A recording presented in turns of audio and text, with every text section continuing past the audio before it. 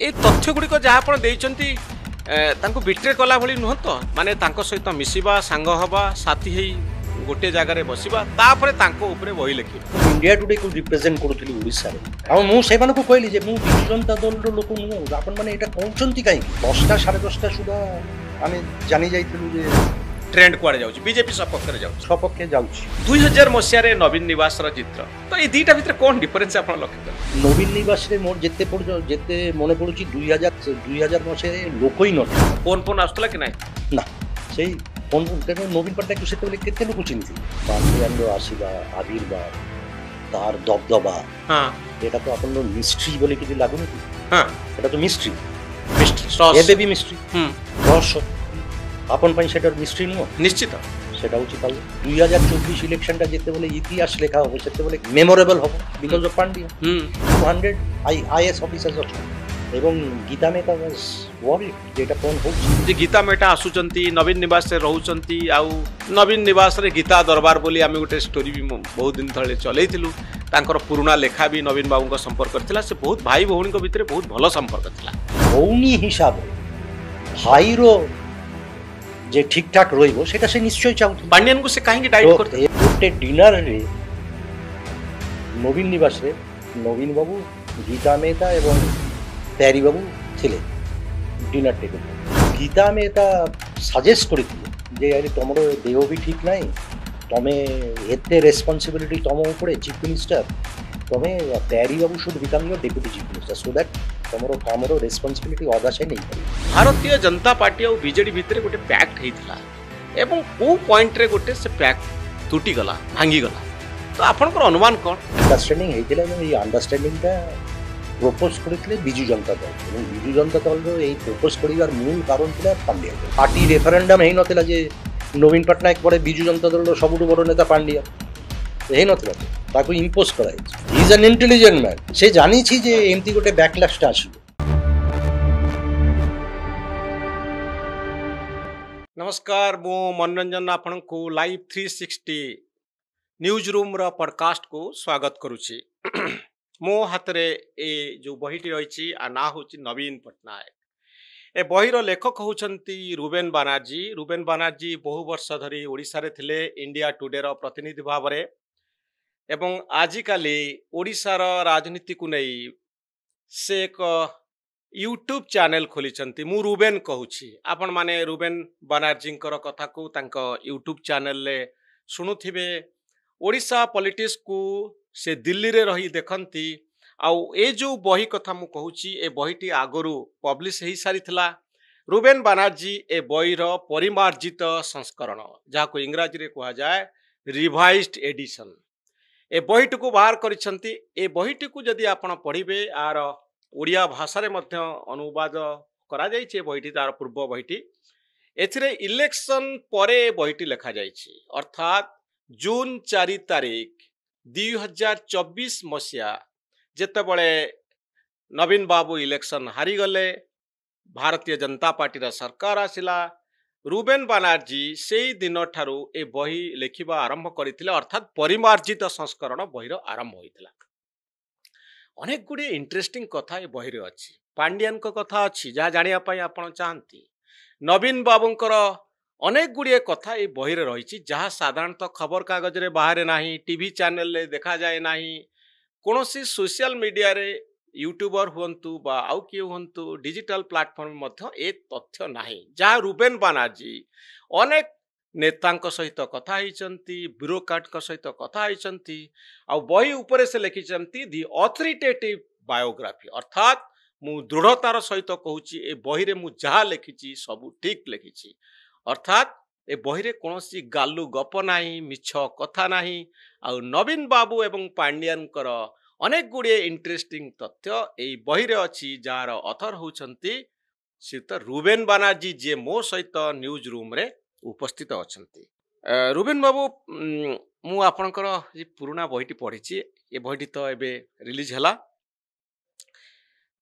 नवीन बाबू को आपण भल भाव जानती मु जानी जेतबले ओटीवी स्टूडियो रे प्रथम थर पाई नवीन बाबू जीतिले आपण तांकु नेइकरी आसीतिले आम स्टूडियो को सेतबले मो मने पडुची नवीन बाबू आस्तिले आपण आसीतिले एवं नवीन बाबूंकर नवीन निवास को आपणकर गोटे अबाध प्रवेश थिला तो तापर आपण बही लिखिले तो नवीन बाबूंकर अनेक गुड़े गुप्त कथा आपण जानिथिबे बोली आमे आशा करिबा किंतु ए तथ्य गुड़िक जहाँ आपण देइचंती तांको बिट्रे कला भली नुह तो माने तांको सहित मिसिबा सांग हवा साथी हेई गोटे जगार बसिबा तापरे तांको उपरे बही लिखिबा जोथिपाई नवीन बाबू एवं पांड्यान आपण उपरे खुशी नथिले बोली मझिरे चर्चा होउथला प्रकृत सत्य कोन ए बहिर मूल कथाटी कोन टी प्रथमे सेउटु आरंभ करिबा ମୁଁ ନବୀନ ବାବୁର ସାଙ୍ଗ କେବେ ନଥିଲି।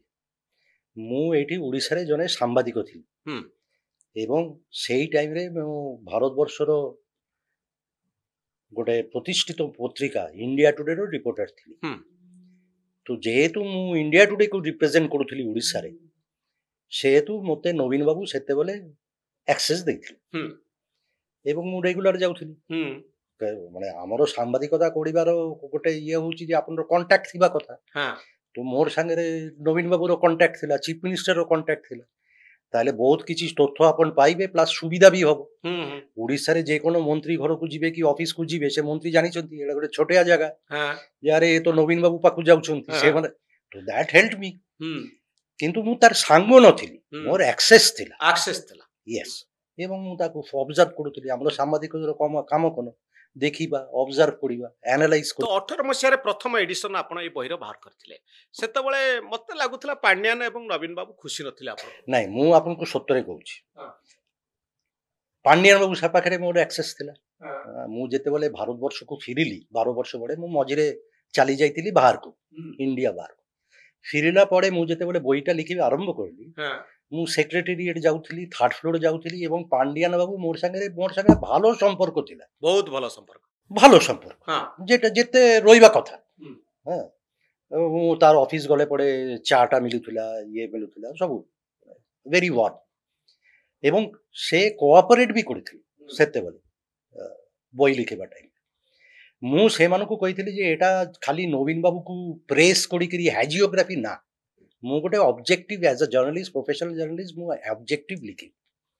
ବହି ଯେତେବେଳେ ବାହାରିଲା প্রথম দিনে 2 দিন ভিতরে পান্ডিয়ান বাবু বইটা ବି পড়ি ଦେଇଥିଲେ এবং তার কোনো প্রবলেম নଥିଲା। ହଁ ମୁଁ ଆଜି ଏଇଟା ପ୍ରଥମ ଥର ପାଇଁ କହୁଛି, ମୁଁ କେବେ ଆଗରୁ ଖୁଲାସା କରିନଥିଲି।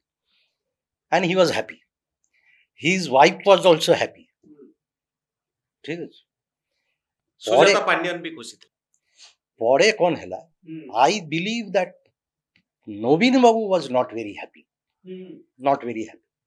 ଆଉ ଗୋଟେ ପ୍ରୋବ୍ଲେମ ଯେଟା ହେଲା, ଯେଟା ରିଲେସନ ମୋର ଯେ ଆକ୍ସେସଟା ଥିଲା ସେଟା କଟିଗଲା। ପ୍ରଥମତଃ ହଉଛି ଯେ କିଛି ସିକ୍ରେଟ୍ସ ମୁଁ ଏଇ ବହିରେ ଲିଖି ଦେଇଥିଲି ଯେ ନବୀନ ବାବୁ ଏଇଆ କରନ୍ତି, ସେୟା କରନ୍ତି, ଏସବୁ ଅଛି ଯେଟା ନବୀନ ବାବୁ ଚାହୁଁନଥିଲେ। ନବୀନ ବାବୁ ଏଟାକୁ ଏତେ ବର୍ଷ ଧରିକିରି ଲୁଚିକିରି ରଖିଥିଲେ। ସେ ତାଙ୍କର ଫେଭରାଇଟ ଡ୍ରିଙ୍କସ୍ ସେ ହଁ, କ'ଣ ତ ସେଇ ସବୁ ବାହାରିଗଲା। ହୁଁ ତ I would like two believe ଯେ ମୋର ଯେ ଅରିଜିନାଲ ବହିଟା ଥିଲା ଏଇଟା ମୁଁ କହିବି ଆଇ ସାମାଉ ମାନେ the book was so well researched that I somehow got under the skin of ନବୀନ ପଟ୍ଟନାୟକ। ସେଟା ନବୀନ ବାବୁକୁ ଭଲ ଲାଗିଲାନି ଭଲ ଲାଗିଲାନି। କିନ୍ତୁ ଆଉ ଗୋଟେ ଇମ୍ପୋର୍ଟାଣ୍ଟ ଟ୍ରିଗର ସେଟା ହେଲା 2018ରେ ମୋର ବହିଟା ପ୍ରଥମ ଲଞ୍ଚ ହେଲା ଭୁବନେଶ୍ୱର କ୍ଲବରେ। ଠିକ ଅଛି, কোনো ପ୍ରୋବ୍ଲେମ ନାହିଁ। ମୋତେ ଥାର୍ଡ ଫ୍ଲୋରରୁ ସେତେବେଳେ ଇନଭିଟେସନ ବି ଆସିଲା ଯେ ଆପଣ ଆସିକିରି ନବୀନ ବାବୁକୁ ଗୋଟେ ବହିଟା ଗିଫ୍ଟ ଦିଅନ୍ତୁ, ଆମେ ଫଟୋ ଉଠାଇବା। আচ্ছা, তারপরে মতে ভালো সম্পর্ক, সেତେବେଳେ ବି কোনো অসুবিধা নাই। তারপরে মতে কুହାଗଲା যে না নবীন পଟ୍ଟନାୟକ এই বই বিষয়ে কিছু কইবেনি, কাହିଁକି যদি কইদেবে তার অর্থ ইয়া হব যে নবীন পଟ୍ଟନାୟକ এই বইটাକୁ এন্ডোর্স କରୁଛନ୍ତି। এই নবীন পଟ୍ଟনাୟକ এন্ডোর্স করিবার অর্থ হচ্ছে ভালো তো ভালো ঠিক ଅଛି, কিন্তু যে ଖରାପ জিনিস ଅଛି সেটা ବି তাহলে এন্ডোর্স ହେଇଗଲା, তো সেয়া ପାଇଁ ସେ କରିବେ। ମୁଁ କହିଲି ଫାଇନ୍, ଦ୍ୟାଟ୍ସ ଅପ୍ ଟୁ ହିମ୍। ମୁଁ ତ କ'ଣ ତାକୁ ପ୍ରେସ୍ କରିବା ପାଇଁ ବହିଟା ଲିଖିଦେଲି, ମୋର কোনো ପ୍ରୋବ୍ଲେମ୍ ନାହିଁ। କିନ୍ତୁ ମୁଁ ଜଣେ ମୋର ପବ୍ଲିସର ଏବଂ ଆମର ଅବଜେକ୍ଟିଭଟା କ'ଣ, ମୁଁ ବହି ଲିଖିଲି ଏବଂ ଲୋକ ପଢ଼ିବେ, ତାର ମାନେ ପ୍ରଚାର ଟିକେ ଦରକାର ମୋର। ତ ମୁଁ ତାରପରେ ଦିଲ୍ଲୀରେ ଇଣ୍ଡିଆ ଇଣ୍ଟରନ୍ୟାସନାଲ ସେଣ୍ଟର IICରେ ଗୋଟେ ଲଞ୍ଚ ହେଲା ଦିଲ୍ଲୀରେ। ସେଇ ଲଞ୍ଚ ଟାଇମରେ ମୁଁ ଦିଲ୍ଲୀରେ ଲଞ୍ଚଟା କରୁଛି, କାହିଁକି ନବୀନ ପଟ୍ଟନାୟକ ଗୋଟେ ଇଣ୍ଡିଆ ଫେନୋମେନନ୍, ବାହାର ଲୋକ ପଢ଼ିବେ, ସେଟାକୁ ମାର୍କେଟିଂ କରିବା ପଡ଼ିବ, ଲୋକକୁ ଜଣାଇବା ପଡ଼ିବ ଯେ ଏମିତି ଗୋଟେ ବହି ବାହାରିଛି। ତ ଦିଲ୍ଲୀରେ ଯେତେବେଳେ ମୁଁ ଲଞ୍ଚ ପ୍ରୋଗ୍ରାମ କରୁଛି ସେତେବେଳେ ପ୍ରଶ୍ନ ଆସିଲା ତାହେଲେ ମୁଁ ଦିଲ୍ଲୀରେ କାହାକୁ ଡାକିବି ସେ ଲଞ୍ଚ ପ୍ରୋଗ୍ରାମରେ ଯେ ଡିସ୍କସନ ହବ। ତ ମୋର ବସ୍ ସାମ୍ବାଦିକତା ମାନେ ହିନ୍ଦୁସ୍ତାନ ଟାଇମ୍ସରେ ମୁଁ ସେତେବେଳେ ଥିଲି ଏବଂ ମୋର ଯେ ବସ୍ ଥିଲା ରାଜେଶ ମହାପାତ୍ର ସେ ରାଜି ହେଲା ମଡରେଟ୍ କରିବା ପାଇଁ କି ରାଜେଶ ହେଉଛି ଓଡ଼ିଶାର ଲୋକ। ଆଚ୍ଛା ତାରପରେ ମୁଁ ବିଜୁ ଜନତା ଦଳର ଯେ ସ୍ପୋକ୍ସମ୍ୟାନ୍ ଥିଲେ ସେତେବେଳେ ନ୍ୟାସନାଲ ସ୍ପୋକ୍ସମ୍ୟାନ୍ ପ୍ରତାପ ଦେବକୁ ଇନଭାଇଟ୍ କଲି ଯେ ତ ଆପଣ ବି ଆସନ୍ତୁ। ଆଉ କାହାକୁ କଲି ଇନଭାଇଟ୍? ବୈଜନ ପାଣ୍ଡାକୁ କଲି। ବୈଜନ ପାଣ୍ଡା ସେତେବେଳେ ବିଜେପି ଜଏନ୍ କରିନି କିନ୍ତୁ ବିଜେଡି ସାଙ୍ଗରେ ବିଜେଡି ସାଙ୍ଗରେ ତାର ବିବାଦ ଫିବାଦ ହେଇକି ସେ ବିଜେଡିରୁ ବାହାରିଛି ଏବଂ ସେ ତାର ରାଇଭାଲ ଲୋକ। ମୋର ଲଜିକ୍ ହଉଛି ଜୟ ପାଣ୍ଡା ଦିଲ୍ଲୀରେ ଯେତେବେଳେ ମୁଁ ଗୋଟେ ଲଞ୍ଚ ବହିର ପ୍ରୋଗ୍ରାମ କରୁଛି ଓଡ଼ିଆ ମାନେ ଭିତରେ ଦିଲ୍ଲୀରେ ସବୁଠୁ ପରିଚିତ ଚେହେରା ହଉଛି ଜୟ ପାଣ୍ଡା। ତାର ନେଟୱାର୍କ ଅଛି, ସମସ୍ତେ ତାହାକୁ ଚିହ୍ନିଛନ୍ତି, ତାର ଗୋଟେ ଦିଲ୍ଲୀରେ ଇନଫ୍ଲୁଏନ୍ସ ଅଛି, ସେ ତାକୁ ମୁଁ ଡାକିବି ତାହେଲେ ଟିକେ ପ୍ରଚାରଟା ଭଲ ହବ। ପ୍ଲସ୍ ମୋର ପାଖରେ ଆଉ ଗୋଟେ କାରଣ ଥିଲା ଯେ ବୈଜନ ପାଣ୍ଡା ଯେତେବେଳେ ଆସିବ ସେଇ ପ୍ରୋଗ୍ରାମକୁ ତାହେଲେ ଓଟିଭି ନିଶ୍ଚୟ ଦେଖେଇବ, ତାହେଲେ ମୋର ମାର୍କେଟିଂଟା ଭଲ ହବ। ଓଟିଭିରେ ଦେଖେଇବା ଆଉ ବୈଜନ ପାଣ୍ଡାଙ୍କୁ ଆଣିବା ପଛରେ ମୋର ପାଖକୁ ଫୋନ୍ ଆସିଲା ଯେ ଜୟ ପାଣ୍ଡାକୁ କାଇଁ ଡାକୁଛୁ, ଥାର୍ଡ ଫ୍ଲୋରରୁ ଫୋନ୍। ଏବଂ ସେତେବେଳେ ମୁଁ ଆଉଟଲୁକ୍ର ଚିଫ୍ ଏଡିଟର ଇନ୍ ଚିଫ୍ ମୋର ପାଖକୁ ଫୋନ୍ ଆସିଲା ଯେ ଜୟ ପାଣ୍ଡାକୁ କାଇଁ ଡାକୁଛନ୍ତି। ମୁଁ କହିଲି କାଇଁ ଡାକିବିନି? ସେ କହିଲା ନା ଦିସ୍ କ୍ୟାନ୍ ନଟ୍ ହ୍ୟାପେନ୍। ଆରେ ମୁଁ ଆପଣଙ୍କର ବିଜୁ ଜନତା ଦଳ ଲୋକକୁ ଡାକିଛି, ସେ ଆସିନି ସେଟା ଅଲଗା କଥା। ପ୍ରତାପ ଦେବ ଆସିନଥିଲା, ହଁ ଏଇ ବୟକଟେଡ୍। ତ I gave you a chance. ମୁଁ ସମସ୍ତକୁ ମିଶିକିରି ମାନେ ଗୋଟେ ବ୍ୟାଲେନ୍ସଡ ଡିସ୍କସନ ପାଇଁ ମୁଁ ବିଜୁ ଜନତା ଦଳକୁ ବି ଡାକିଲି। ପ୍ରତାପ ଦେବ ଆସିଲେନି କିନ୍ତୁ ଏମାନର ମୋର ଉପରେ ରାଗ ହେଲା ଯେ ଜୟ ପାଣ୍ଡାକୁ କାଇଁ ଡାକିବି। ମୁଁ କହିଲି କାଇଁ ଡାକିବିନି। ଆପଣ ଫଙ୍କସନ ପୂର୍ବରୁ ଫୋନ୍ ଆସିଲା ନା ଫଙ୍କସନ ପରେ ଆସିଲା? ମୋର ଏବେ ଟିକେ ବୋଧେ ପୂର୍ବରୁ ଆସିଥିଲା। ହଁ ମୁଁ ସେତେବେଳେ କହିଲି ଯେ ଆରେ ମୁଁ ତ ପ୍ରତାପ ଦେବକୁ ବି ଡାକିଛି ଆସୁ, ଆଉ ଯଦି ପ୍ରତାପ ଦେବ ନା ଆସିବ ଆଉ ବିଜୁ ଜନତା ଦଳର ଯେ ଲୋକମାନେ ଅଛନ୍ତି ଆସନ୍ତୁ, ଡିସ୍କସନ କରିବା, ଗୋଟେ ଅବଜେକ୍ଟିଭ ଇଏ ହବ, ଚର୍ଚ୍ଚା ହବ। ବୋଲେ ନା ଜୟ ପାଣ୍ଡାକୁ କାଇଁ ଡାକିବି। ମୁଁ କହିଲି କାଇଁ ଡାକିବିନି, ମୁଁ ଜଣେ ସାମ୍ବାଦିକ। ସେଇ ଟାଇମରେ ମୋର ମନେ ଅଛି ମୁଁ ଆଉଟଲୁକ୍ର ଚିଫ୍ ଏଡିଟର ଥିଲି। ମୁଁ ଜୟ ପାଣ୍ଡାକୁ କାଇଁ ଡାକିବିନି? ସେ କହିଲା ନା ଏଟା ଆମ ବିରୋଧୀ ଲୋକ। ବୋଲେ ମୁଁ ତ ବିଜୁ ଜନତା ଦଳ ଲୋକ ନୁହଁ, ତ ଆପଣ ମାନେ ମତେ କହୁଛନ୍ତି କେମିତି ଏମିତି, ମାନେ you are making a very unreasonable demand. ସେଇଠୁ କନଫ୍ଲିକ୍ଟ ଆରମ୍ଭ। ଆପଣଙ୍କୁ କିଏ ପାଣ୍ଡିଆନ ଫୋନ୍ କରିଥିଲେ? ଛାଡ଼ନ୍ତୁ ନା କାଇଁ ନେବା, କିନ୍ତୁ କରିଥିଲେ ତ। ଏବଂ ମତେ and I found it very very astonishing ଯେ ଏଇଟା କ'ଣ, ମାନେ ଗୋଟେ ସାମ୍ବାଦିକ, ଇଣ୍ଡିପେଣ୍ଡେଣ୍ଟ ସାମ୍ବାଦିକ, ଦ୍ୟାଟ୍ ଟୁ ଜଣେ ଏଡିଟର, ସେ ତାକୁ ଡାକୁଛି, ସେ କହୁଛି କାଇଁ ଡାକୁଛୁ। ଆରେ ସେ କ'ଣ ବିଜୁ ଜନତା ଦଳ ଡିସାଇଡ୍ କରିବ ମୋର ଫଙ୍କସନରେ କିଏ ଆସିବ ନା ଆସିବ? କାଲି ମତେ କହିବ ଯେ ନା ତମେ ମନୋରଞ୍ଜନ ମିଶ୍ରକୁ ଇଣ୍ଟରଭ୍ୟୁ ଦେବନି, ଏଇଟା କ'ଣ ବିଜେପି ଡିସାଇଡ୍ କରିବ ନା ବିଜୁ ଜନତା ଦଳ ଡିସାଇଡ୍ କରିବ? ଆପଣଙ୍କ ଭିତରେ ଗୋଟେ ସାମ୍ବାଦିକର ଅଭିମାନ ବି ଜାଗିଲା ଯେ ମତେ କିଏ ଡିରେକ୍ସନ ଦବ। ଆରେ ମୁଁ କାହିଁକି କଥା ମାନିବି, ମୁଁ କ'ଣ ସେମାନଠୁ କେବେ ଫେଭର ନେଇଛି ନା କ'ଣ? ହଁ ମୋର ନବୀନ ପଟ୍ଟନାୟକ ଆକ୍ସେସ୍ ଥିଲା, ତାର ଅର୍ଥ ଇଆ ନୁହଁ ଯେ ମୁଁ ତାଠୁ ଟ୍ରାନ୍ସଫର ପୋଷ୍ଟିଂ କରୁଥିଲି କି କିଛି କରୁଛି। ଆଇ ଏମ୍ କ୍ଲିନ୍ ଆଜ୍ ଫାର ଆଜ୍ ଆଇ ଏମ୍ କନସର୍ନ। ମୁଁ କାହିଁ ସେ କଥା ମାନିବି? ଆଉ ମୁଁ ସେମାନଙ୍କୁ କହିଲି ଯେ ମୁଁ ବିଜୁ ଜନତା ଦଳର ଲୋକ ନୁହଁ, ଆପଣମାନେ ଏଇଟା କହୁଛନ୍ତି କାହିଁକି? ତ ସେମାନେ ତାପରେ ରାଗିଲେ ଆଉ କିଛି କରିବା ପାଇଁ ଚାହିଁଲେ ନା କେବଳ ଏମିତି ରଗା? ତାରପରେ ଆଉ କିଛି ହେଇଛି। ଆଉ କ'ଣ ହେଲା? କ'ଣ କହିବି, ଛାଡ଼ନ୍ତୁ। କ'ଣ ହେଲା ଟିକେ, ଏ ତ ବହୁତ କଥା, ନବୀନ ବାବୁଙ୍କର ଶାସନ ଆଉ ନାହିଁ, ସରିଗଲାଣି ଗୋଟେ ଏରା। କ'ଣ ଘଟିଲା ତାପରେ? ନାଇଁ କାହିଁକି ସେତେବେଳେ ଅଲରେଡି ପାଣ୍ଡିଆନ ବାବୁର ଏମର୍ଜେନ୍ସି ହେଇସାରିଛି 2018, ମାନେ ଏତେ ହେଇନଥିଲା କିନ୍ତୁ ହେଇଥିଲା, ଆମେ ସମସ୍ତେ ଜାଣିଥିଲୁ ଯେ ପାଣ୍ଡିଆନ ବାବୁ ଚଲାଉଛନ୍ତି। ତ ତାରପରେ ମୁଁ ଆଉଟଲୁକ୍ର ଏଡିଟର, ତ ଆମ ଆଉଟଲୁକ୍ରେ ପାଠ ବାହାରୁଥିଲା, ସେତେବେଳେ ଷ୍ଟୋରିଜ ବାହାରୁଥିଲା, ଏବଂ ଯେହେତୁ ମୋର ଗୋଟେ ଓଡ଼ିଶା ପ୍ରତି ଗୋଟେ ଫ୍ୟାସିନେସନ ଥିଲା, ତ ଆଉଟଲୁକ୍ରେ ଓଡ଼ିଶା ଉପରେ ନମ୍ବର ଅଫ ଷ୍ଟୋରିଜ ବଢ଼ିଗଲା, କଭରେଜ ବଢ଼ିଗଲା। ସେମାନେ ନଥିଲେ, ଖୁସି ନଥିଲା। ଏବଂ ମୁଁ ଆଉଟଲୁକ୍ର ଏଡିଟର ହେବା ପରେ ବିଜୁ ଜନତା ଦଳ ତରଫରୁ ଗୋଟେ ଡେଲିଗେସନ ଯାଇଥିଲା। ମାନେ ମୁଁ ଆଶ୍ଚର୍ଯ୍ୟ ହେଲି ଯେ ଏମାନେ ଏତେ ଇମ୍ପୋର୍ଟାଣ୍ଟ ପଲିଟିସିଆନ୍ସ, ସେମାନଙ୍କର ଏତେ ଟାଇମ୍ ମିଳିଲା କେମିତି? ସେମାନେ ସବୁ ମୋର ପାଠ ଲେଖା ଏସବୁ କୋଉଠି କେବେ ଲିଖିଥିଲି, କାହାକୁ ପ୍ରଶଂସା କରିଥିଲି, ସେ ସବୁ ନେଇକିରି ଗଲେ। ସେମାନେ ମୋର ମାଲିକ, ସେମାନେ ବମ୍ବେରେ ରହନ୍ତି, ସେମାନେ ଯାଇକିରି ମାଲିକକୁ ଦେଲେ ଯେ ରୁବେନ ବାନାର୍ଜୀ ହେଉଛି ଜୟ ପାଣ୍ଡାର ଲୋକ, ତାକୁ ଚାକିରିରୁ ବାହାର କରିଦିଅ ବାହାର କରିଛି। ତ ଏମାନେ ତ ଭାବିଲେ ଯେ ମୋର ଚାକିରି ଚାଲିଯିବ, କିନ୍ତୁ ସେମାନେ ଜାଣିନାହାନ୍ତି ଯେ ନେକ୍ସଟ ଡେ ସେଇ ମେମୋରାଣ୍ଡମ୍ ଇଏ ମୋର ପାଖକୁ ପଳେଇ ଆସିଲେ। ମୁଁ ଦେଖିଲି, ମୁଁ କହିଲି ଆରେ ଆଉ ଏମାନେ ମାନେ ଏତେ ମାନେ ଫଟୋ କପି ଜେରକ୍ସ କରିକିରି ନେଇକିରି ପୁରା ଫାଇଲ ତିଆରି କରିକିରି ନେଇ ଯାଇଥିଲେ ମୋର ଏଗେନ୍ଷ୍ଟରେ। ତ ମୁଁ ହସିବି ନା କ'ଣ କରିବି। କଥା ହଉଛି ମୁଁ ଯେତେବେଳେ ଭୁବନେଶ୍ୱରରେ ଥିଲି ସେତେବେଳେ 2000, 2002-2003 ନବୀନ ନିବାସ ଯାଉଥିଲି, ଲୋକମାନେ କଥା ଥିଲେ ନବୀନ ପଟ୍ଟନାୟକର ଲୋକ। ତାରପରେ ମୋର ମନେ ଅଛି ମୁଁ ମଝିରେ ହେଇଗଲି ଧର୍ମେନ୍ଦ୍ର ପ୍ରଧାନର ଲୋକ। ତାରପରେ ଏଇ 2018 ପରେ ଚାଲିଲା ମୁଁ ବୈଜୟନ୍ତ ପାଣ୍ଡାର ଲୋକ। ଏମାନେ ତ ଅଫିସିଆଲି ଯାଇକିରି କମ୍ପ୍ଲେନ୍ କରିଛନ୍ତି। ତାରପରେ ପୁଣି ଏବେ ମୁଁ ଶୁଣିଛି ଆଉ ଜଣର ଲୋକ। ତ ଫର ମି ଇଟ୍ ଇଜ ଏଣ୍ଟରଟେନମେଣ୍ଟ। ଲୋକ ତ ଲୋକ, ଆଉ କ'ଣ କରିବା। ଆପଣଙ୍କ ମାଲିକ ଆପଣଙ୍କ ଚାକିରିରୁ ବାହାର କରିବାକୁ ସେତେବେଳେ ଚାହିଁଲେ? ଚାନ୍ସ କ'ଣ ଶୁଣନ୍ତୁ କେମିତି, ମୁଁ ଗୋଟେ ପାର୍ଟିରେ ହସିକିରି ଆମେ କଥା ହଉଥିଲୁ। ମାଲିକ ମତେ ଜଣେ ମାଲିକ ପଚାରିଲା ମତେ, ତମେ କ'ଣ ସତରେ ଜୟ ପାଣ୍ଡାର ଲୋକ? ସିରିୟସଲି ମାନେ ମୁଁ କହିଲି ଯେ ଏଇ ବହିରେ, ସେ ଯୋଉ ନବୀନ ପଟ୍ଟନାୟକ ଅରିଜିନାଲ ବହିରେ ଗୋଟେ ଜାଗାରେ ମୁଁ ଲିଖିଛି ଯେ ଜୟ ପାଣ୍ଡା ହଉଛି ଟ୍ୱିଟର ଟାଇଗର। ତା ଟ୍ୱିଟରରେ ସୋସିଆଲ ମିଡିଆରେ ପ୍ରେଜେନ୍ସ ଅଛି, ଗ୍ରାଉଣ୍ଡ ଲେଭେଲରେ ଏତେ ନାହିଁ। ମୁଁ ଯଦି ତାର ସତ୍ୟରେ ସେମିତି ଲୋକ ହେଇଥାନ୍ତା, ମୁଁ କ'ଣ ଏଟା ଲିଖିଥାନ୍ତା ଯେ ସେ ହଉଛି ଜଣେ ଟ୍ୱିଟର ଟାଇଗର? ମାନେ ଇନ୍ କମ୍ପାରିଜନ ଟୁ ନବୀନ ପଟ୍ଟନାୟକ ଜୟ ପାଣ୍ଡା କ'ଣ ଇଏ ହବ? ତ ମୁଁ ଯଦି ସତ୍ୟରେ ଜୟ ପାଣ୍ଡାର ଲୋକ ହେଇଥାନ୍ତା, ମୁଁ କ'ଣ ଲିଖିଥାନ୍ତା ଯେ ଜୟ ପାଣ୍ଡା ଇଜ ଅ ଟ୍ୱିଟର ଟାଇଗର? କିନ୍ତୁ ମୁଁ ଲିଖିଛି, ତ ସେ ତ ଅଛି। ତ ଫାର୍ଷ୍ଟ ଆଟେମ୍ପ୍ଟ ବିଜେଡିର ଆପଣଙ୍କୁ ଚାକିରିରୁ ବାହାର କରିବା ଆଟେମ୍ପ୍ଟ ଫେଲ୍ ମାରିଗଲା। ମୁଁ ତ ଭାବୁଛି ତାପରେ ଆଉ କିଛି ଆଟେମ୍ପ୍ଟ ନେଲେ ନା ସେଇଠି ସରିଗଲା? ନାଇଁ, ତାପରେ ମୋର ଜାଣିବାରେ ଏଟା ମତେ ମୋର ମାଲିକ ମାନେ କହିଥିଲେ। ତାରପରେ କ'ଣ ଆଟେମ୍ପ୍ଟ ହେଇଥିଲା ମୁଁ ଜାଣିନି, କାହିଁ ମାଲିକ ମାନେ ମତେ କହିନାହାନ୍ତି। ସୁତରାଂ ମୋର ଜାଣିବାର ନାହିଁ। ପରେ ଗୋଟେ ରାପ୍ରୋଚମେଣ୍ଟର ଗୋଟେ ଆସିଥିଲା, ଜଣେ ଦୁଇ ଜଣ ଯାଇକିରି ମତେ ଅଫିସରେ ଭେଟିଥିଲେ, ଇଏ କରିଥିଲେ। ବିଜେଡି ନେତା? ନିଶ୍ଚୟ ଥାର୍ଡ ଫ୍ଲୋର ନେତା। ତ ଅଫିସରେ ଚା କଫି ଦେଲି, ବସେଇଲି, କଥା ହେଲି।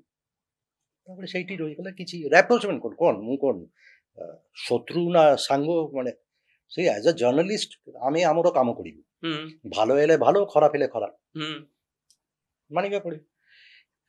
ସେ ଯୋଉ ବିଜୁ ଜନତା ଦଳର ଅଭିଯୋଗ ଯେ ଆପଣ ଆ ଲୋକ ତା ଲୋକ, ଆପଣ ପ୍ରଥମରୁ ଷ୍ଟୋରି ଆରମ୍ଭ କରିଛନ୍ତି ଯେ ଇଲେକ୍ସନ ରେଜଲ୍ଟ ବାହାରୁଛି 2024 ମସିହା, 2024, ଆଉ ଆପଣ ଧର୍ମେନ୍ଦ୍ର ବାବୁଙ୍କ ଘରେ ବସିକିରି ବହି ଆରମ୍ଭ କରୁଛନ୍ତି ଏଇ ଯୋଉ ରିଭାଇଜ୍ଡ ଏଡିସନରେ। ତ ଧର୍ମେନ୍ଦ୍ର ବାବୁଙ୍କ ଘରେ ବସିକିରି ଆପଣ କାହିଁକି ନବୀନ ପଟ୍ଟନାୟକଙ୍କ ନେକ୍ସଟ ରିଭାଇଜ୍ଡ ଏଡିସନ କଥା ପ୍ଲାନ୍? ତାର ଗୋଟେ କାରଣ ଅଛି। କ'ଣ ମୋର ଯେ ଅରିଜିନାଲ ବହିଟା ବାହାରିଥିଲା ନବୀନ ପଟ୍ଟନାୟକ, ସେଇ ବହିରେ ଉଲ୍ଲେଖ ଅଛି ଯେ ଯେଇଦିନ 2000 ମସିହାରେ ପ୍ରଥମ ନବୀନ ବାବୁ ଚିଫ ମିନିଷ୍ଟର ହଉଥିଲେ, ସେଇଦିନ ସକାଳୁ ଦିନ ସାରା ମୁଁ ନବୀନ ନିବାସରେ, ମୁଁ ନବୀନ ପଟ୍ଟନାୟକ ଆଣ୍ଡ ଆଉ ଜଣେ ସାମ୍ବାଦିକ ସେଇଠି ଥିଲେ ବସିକି। ପ୍ରଥମ ଥର ପାଇଁ ନବୀନ ବାବୁ ଯେତେବେଳେ 2000 ମସିହାରେ ତାର ଘରେ ମୁଁ ଥିଲି, ନବୀନ ବାବୁଙ୍କ ଘରେ ଥିଲେ, ଦେଖୁଥିଲି। ଏବଂ ସେଇ ବହିରେ ଅଛି କ'ଣ ଚାଲୁଥିଲା, କିଏ ଆସିଲା, କ'ଣ ହେଲା। ତାପରେ ଆମେ ସେଇଠି ଲଞ୍ଚ ଖାଇଲୁ, ଭାତ ମାଛ ଏସବୁ ଖାଇଲୁ ନବୀନ ବାବୁଙ୍କ ଘରେ। ତାର ଘରେ ସେଇଦିନ କେହି ନଥିଲେ, ସବୁ ନେତା ମାନେ ସବୁ ଯିଏ ଯାହା କନଷ୍ଟିଟ୍ୟୁଏନ୍ସିରେ ଥିଲେ। ଭୁବନେଶ୍ୱରରେ କେହି ନଥିଲେ, ସେ ଏକୁଟିଆ ଘରେ ବସିଛନ୍ତି। ଆଉ ମୁଁ ଆଉ ଜଣେ ସାମ୍ବାଦିକ, ମୁଁ ନାଁ ବି କହିଦଉଛି, ଶ୍ରୀମୟ କର, ଇଣ୍ଡିଆନ ଏକ୍ସପ୍ରେସର ଆଡି ଥିଲେ। ତାର ଆମେ 3 ଜଣ ବସିଥିଲୁ, ଦିନ ସାରା ବସିଥିଲୁ। ରେଜଲ୍ଟ ଆସୁଛି, ଆମେ କଥା ହଉଛୁ, ଇଏ ହଉଛି। ମଝିରେ ନଳିନୀ ମହାନ୍ତି ଆସିଲେ, ଆଉ ତାପରେ ଦିଲ୍ଲୀପ ରାୟ ଆସିଥିଲେ, ଆଉ କେହି ଆସିନି। ସେ ଘର ଖାଲି। ଇଭିନିଂରେ ଶ୍ରୀମୟ ପଳାଇଲା, ତାର ପେପରର କାମ ଥିଲା, ଇଏ ଥିଲା। ଇଭିନିଂରେ ଯେତେବେଳେ ନବୀନ ପଟ୍ଟନାୟକ ବାହାରିଲେ, ସେ ସବୁ ଷ୍ଟୁଡିଓକୁ ଯାଉଥିଲେ, ଆପଣଙ୍କ ଷ୍ଟୁଡିଓକୁ ଓଟିଭି ଷ୍ଟୁଡିଓକୁ ଆସିଥିଲେ, ଦୂରଦର୍ଶନ ଯାଇଥିଲେ, ଇଏ ସବୁ ହେଇଥିଲା। ତ ମୁଁ ତାର ସାଙ୍ଗରେ, ତାର ଲୋକ ନାହିଁ କିଛି, ନବୀନ ବାବୁଙ୍କ ସାଙ୍ଗରେ ଆପଣ ଯାଉ, ନବୀନ ସାଙ୍ଗରେ ମୁଁ ବୋଲୁଥିଲି।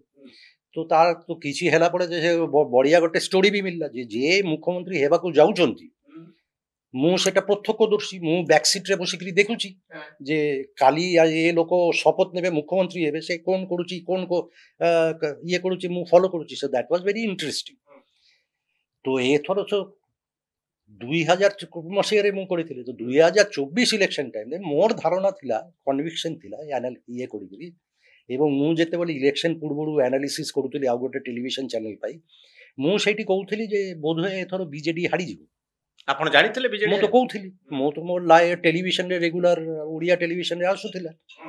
ଏବଂ ମୁଁ ତ କହୁଥିଲି ଯେ ଯିବ ବୋଧେ ମୋର ଇଏ ଥିଲା ତ ମୋର ଗୋଟେ ଆଣ୍ଟିସିପେସନ ଥିଲା କ୍ୟାଲକୁଲେସନ ଥିଲା ଯେ ଏଥର ବୋଧେ ସରକାର ପରିବର୍ତ୍ତନ ହବ ତ ସରକାର ଯଦି ପରିବର୍ତ୍ତନ ହବ ତାହେଲେ ଧର୍ମେନ୍ଦ୍ର ବାବୁ ମୁଖ୍ୟମନ୍ତ୍ରୀ ତ ଆମେ ସେଇ ଜୁନ 4 ତାରିଖରେ ଆପଣ ଆଉ କାହାର ନା ଭାବି ପାରୁଥିଲେ କି ଆପଣ ତ ସାମ୍ବାଦିକ ହଁ ଧର୍ମେନ୍ଦ୍ର ବାବୁ ଯଦି ବିଜେପି ଯଦି ଜିତିବ ଆପଣ କାହାକୁ ଫେଭରିଟ ମୁଖ୍ୟମନ୍ତ୍ରୀ କ୍ୟାଣ୍ଡିଡେଟ୍ ହିସାବରେ କହିବେ ସେତେବେଳେ ଜୁନ 4 ତାରିଖ କଣ ଧର୍ମେନ୍ଦ୍ରଙ୍କ ନାଁ ଆଗରେ ଧାଡ଼ିରେ ଥିଲା ତ ମୁଁ କଣ କରିଲି ମୁଁ ଧର୍ମେନ୍ଦ୍ରକୁ କହିଲି ଯେ ମୁଁ ତମ ସାଙ୍ଗରେ ଇଲେକ୍ସନ ରେଜଲ୍ଟ ଦେଖିବି କାହିଁ ମୋର ଇଣ୍ଟରେଷ୍ଟ ଥିଲା ଯେ ସେ କଣ ଚାଲିଛି ସେଟା ମୁଁ ଦେଖିବି ଧର୍ମେନ୍ଦ୍ର ବାବୁ ଜାଣିଥିଲେ କି ଏଥର ବିଜେପି ଜିତୁଛି ବୋଲି ସେ ଜାଣିନଥିଲେ ମୋର ଧାରଣା ଥିଲା ତ I strategically see journalism was also a question of art of anticipation পরে কোন হব সেটাକୁ ଆପଣଙ୍କୁ ଆଗକୁ anticipate କରିବା ପଡିବ ତ ମୁଁ anticipate କରିଥିଲି ଯେ ଏଥର ସରକାର ପରିବର୍ତ୍ତନ ହବ ଧର୍ମେନ୍ଦ୍ର ପ୍ରଧାନ ହଉଛି one of the favorite candidates ମୁଁ ତ ମୋହନ ମାଝି ଘରକୁ ଯାଇକିରି ବସି ପାରି ନଥାନ୍ତା କାହିଁକି ଆମେ କେ ମୋହନ ମାଝି ଆମେ କେମିତି ଯିବୁ ଯଦି ଜାଣିଥାନ୍ତା ତାହେଲେ ମୋହନ ମାଝି ସାଙ୍ଗରେ ମୁଁ ବସିଥାନ୍ତା ତାହେଲେ ଆଉ ଟିକେ ଆଚ୍ଛା ଭଲ ମେଟେରିଆଲ ମିଳିଥାନ୍ତା ଲିଖିବା ପାଇଁ ତ ମୋର ଆଣ୍ଟିସିପେସନ ଥିଲା ଯେ ଯଦି ଧର୍ମେନ୍ଦ୍ର ପ୍ରଧାନ ହବ ତାହେଲେ ମୁଁ ବସିକିରି ଦେଖୁଥିବି ଯେ ଚେଞ୍ଜ ଅଫ୍ ପାୱାର ହଉଛି ଚେଞ୍ଜ ଅଫ୍ ଇକ୍ୱେସନ ତାହେଲେ ସେଇଠି ଭିତରେ କଣ ଚାଲିଛି କଣ ହଉଛି ସେ ଲୋକ କେମିତି ରିଆକ୍ଟ କରୁଛି ରେଜଲ୍ଟ ଯେତେବେଳେ ଆସୁଛି ତାର ରିଆକ୍ସନ କଣ ମୁଁ ଯେମିତି 2000 ମସିହାରେ ନବୀନ ପଟ୍ଟନାୟକର ରିଆକ୍ସନ ଷ୍ଟଡି କରୁଥିଲି ଆଉ ବହିରେ ଲେଖିଛି 24 ମସିହାରେ ଧର୍ମେନ୍ଦ୍ରଙ୍କ ଘରେ ବସିକିରି ମୁଁ ସେଇ ବହିକୁ ଲେଖିବି ନୂଆ ଢଙ୍ଗରେ ଏହା ଥିଲା କଣ ଆପଣ ରିଆକ୍ସନ ଦେଖିଲେ ଧର୍ମେନ୍ଦ୍ର ବାବୁଙ୍କର ଯେତେବେଳେ ରେଜଲ୍ଟ ବାହାରୁଥିଲା I found him very surprisingly I found him ମାନେ ମୁଁ ସତରେ କହୁଛି I found him to be exceptionally calm ପୁରା ଶାନ୍ତ ଥିଲା ମାନେ ସେଇ ଯୋଉ ଟେନସନ ଥିବା କଥା ଆମେ ତ ଇଷ୍ଟ ବେଙ୍ଗଲ ମାନେ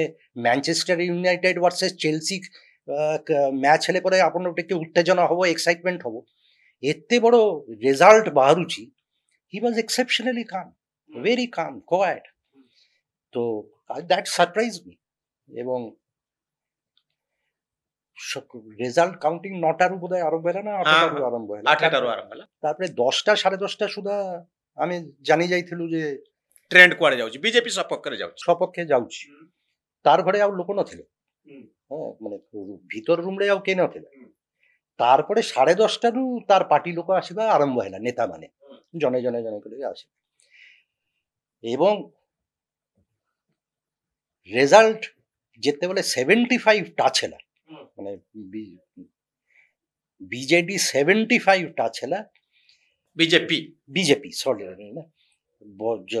ଧର୍ମେନ୍ଦ୍ର କହିଲା ଯେ ଫାଇନାଲି ଆମର ଓଡ଼ିଆ ଅସ୍ମିତା କାମ କରିଗଲା କିନ୍ତୁ ସେ କିଛି କହୁନଥିଲା 75 ମାନେ 60 63 65 ବିଜେପିର ବଢୁଛି ମୁଁ କହୁଛି କଣ ଖବର କଣ ହେଲା ନା ଦାଦା ରହିଯାନ୍ତୁ ବଟ୍ ହି ୱାଜ୍ କାମ୍ ତାର কোনো ଇଏ ନଥିଲା 75 ଯେତେବେଳେ ହେଲା ସେ ଆଉ ବାଇ ଦ୍ୟାଟ୍ ଟାଇମ୍ 11ଟା 11:30 ସୁଦ୍ଧା ଅନ୍ୟ 4-5 ଜଣ ନେତା ଆସିଥିଲେ ସେ କହିଲା ଓଡ଼ିଆ ଅସ୍ମିତା କାମ କଲା ତ ଦ୍ୟାଟ୍ ୱାଜ୍ ଇଜ୍ ଆପଣ ଏଟାକୁ ଆଡମିସନ କୁହନ୍ତୁ କି କନଫେସନ କୁହନ୍ତୁ ତ ଆପଣ ଭାବୁଥିଲେ ଯେତେବେଳେ ଧର୍ମେନ୍ଦ୍ରଙ୍କର ଇଚ୍ଛା ଥିଲା ଯେ ନେକ୍ସଟ ଚାନ୍ସ ଓଡ଼ିଶାରେ ବିଜେପି ଆସିଗଲାଣି ବୋଧେ ସେ ମୁଖ୍ୟମନ୍ତ୍ରୀ ହଉଛନ୍ତି ବା ସେଭଳି କିଛି ଗୋଟେ ଆଭାସ ଆପଣ ପାଉଥିଲେ ମାହୋଲ ଦେଖିକିରି ସେ କିଛି କହିନଥିଲେ I said ମୁଁ କହିଲି ଯେ ଏକ୍ସେପସନାଲି କାମ୍ ମାନେ ମୁଁ ଯଦି ସେଇ ଦିନର କି ଟେକ୍ ଆୱେ ହଉଛି ଯେ ଆମେ ଭାବୁଛୁ ଯେ ସେ ହଉଛି ଚିଫ ମିନିଷ୍ଟରର ଚେହେରା ଆମେ ତ ଭାବୁଥିଲୁ ସମସ୍ତେ ଯେ ସରକାର ଯଦି ପରିବର୍ତ୍ତନ ହବ ସେ ଜଣେ ପ୍ରାଇମ କ୍ଲେମେଣ୍ଟ ତାର ମୁଁ ଏକ୍ସପେକ୍ଟ କରୁଥିଲି ତାର ସେ ବହୁତ ଉତ୍ତେଜିତ ଥିବେ ଟେନ୍ସ ଥିବେ